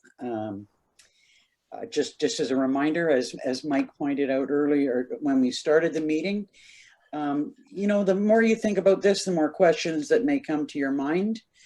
Please don't be shy to pass those questions on to your CAOs who may have the answer, to Mr. Rutter as the CAO of the county, whether they need to be furthered on to strategy core or we can answer them here at this level. There's definitely answers that can be provided to everyone should they come to mind. So don't be shy about that.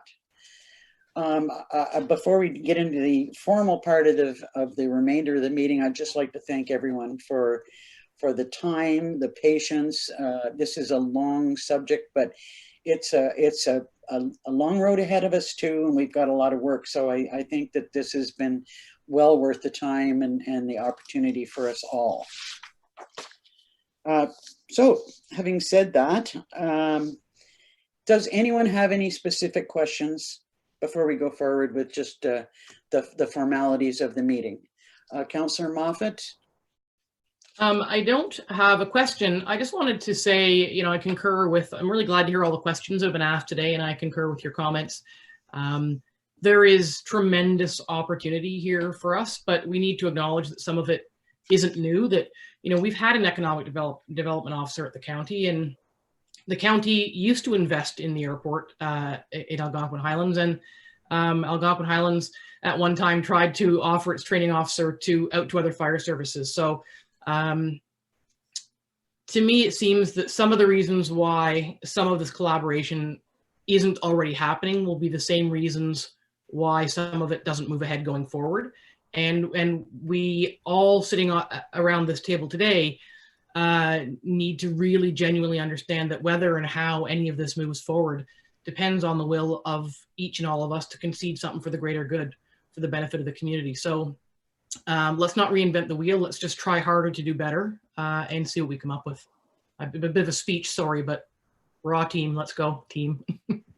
Thank you. Councillor Carter.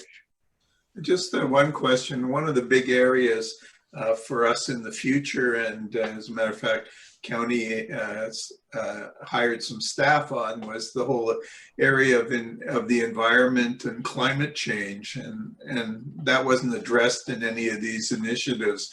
Was that something that was rejected in the process, or forgotten, or what was the status on that?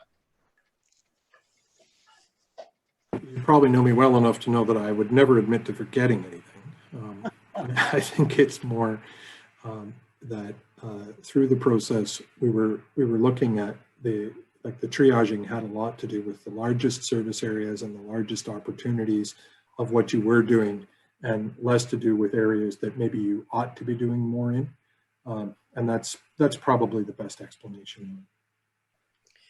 Well, and I'd have to say it is something that is in place now. We've all accepted climate change plans. There are working groups that are about to dive into it. I think there are going to be meetings held in December about this, and we have made some, I would say, considerable strides in the area of climate change, but acknowledging that there's more to be done.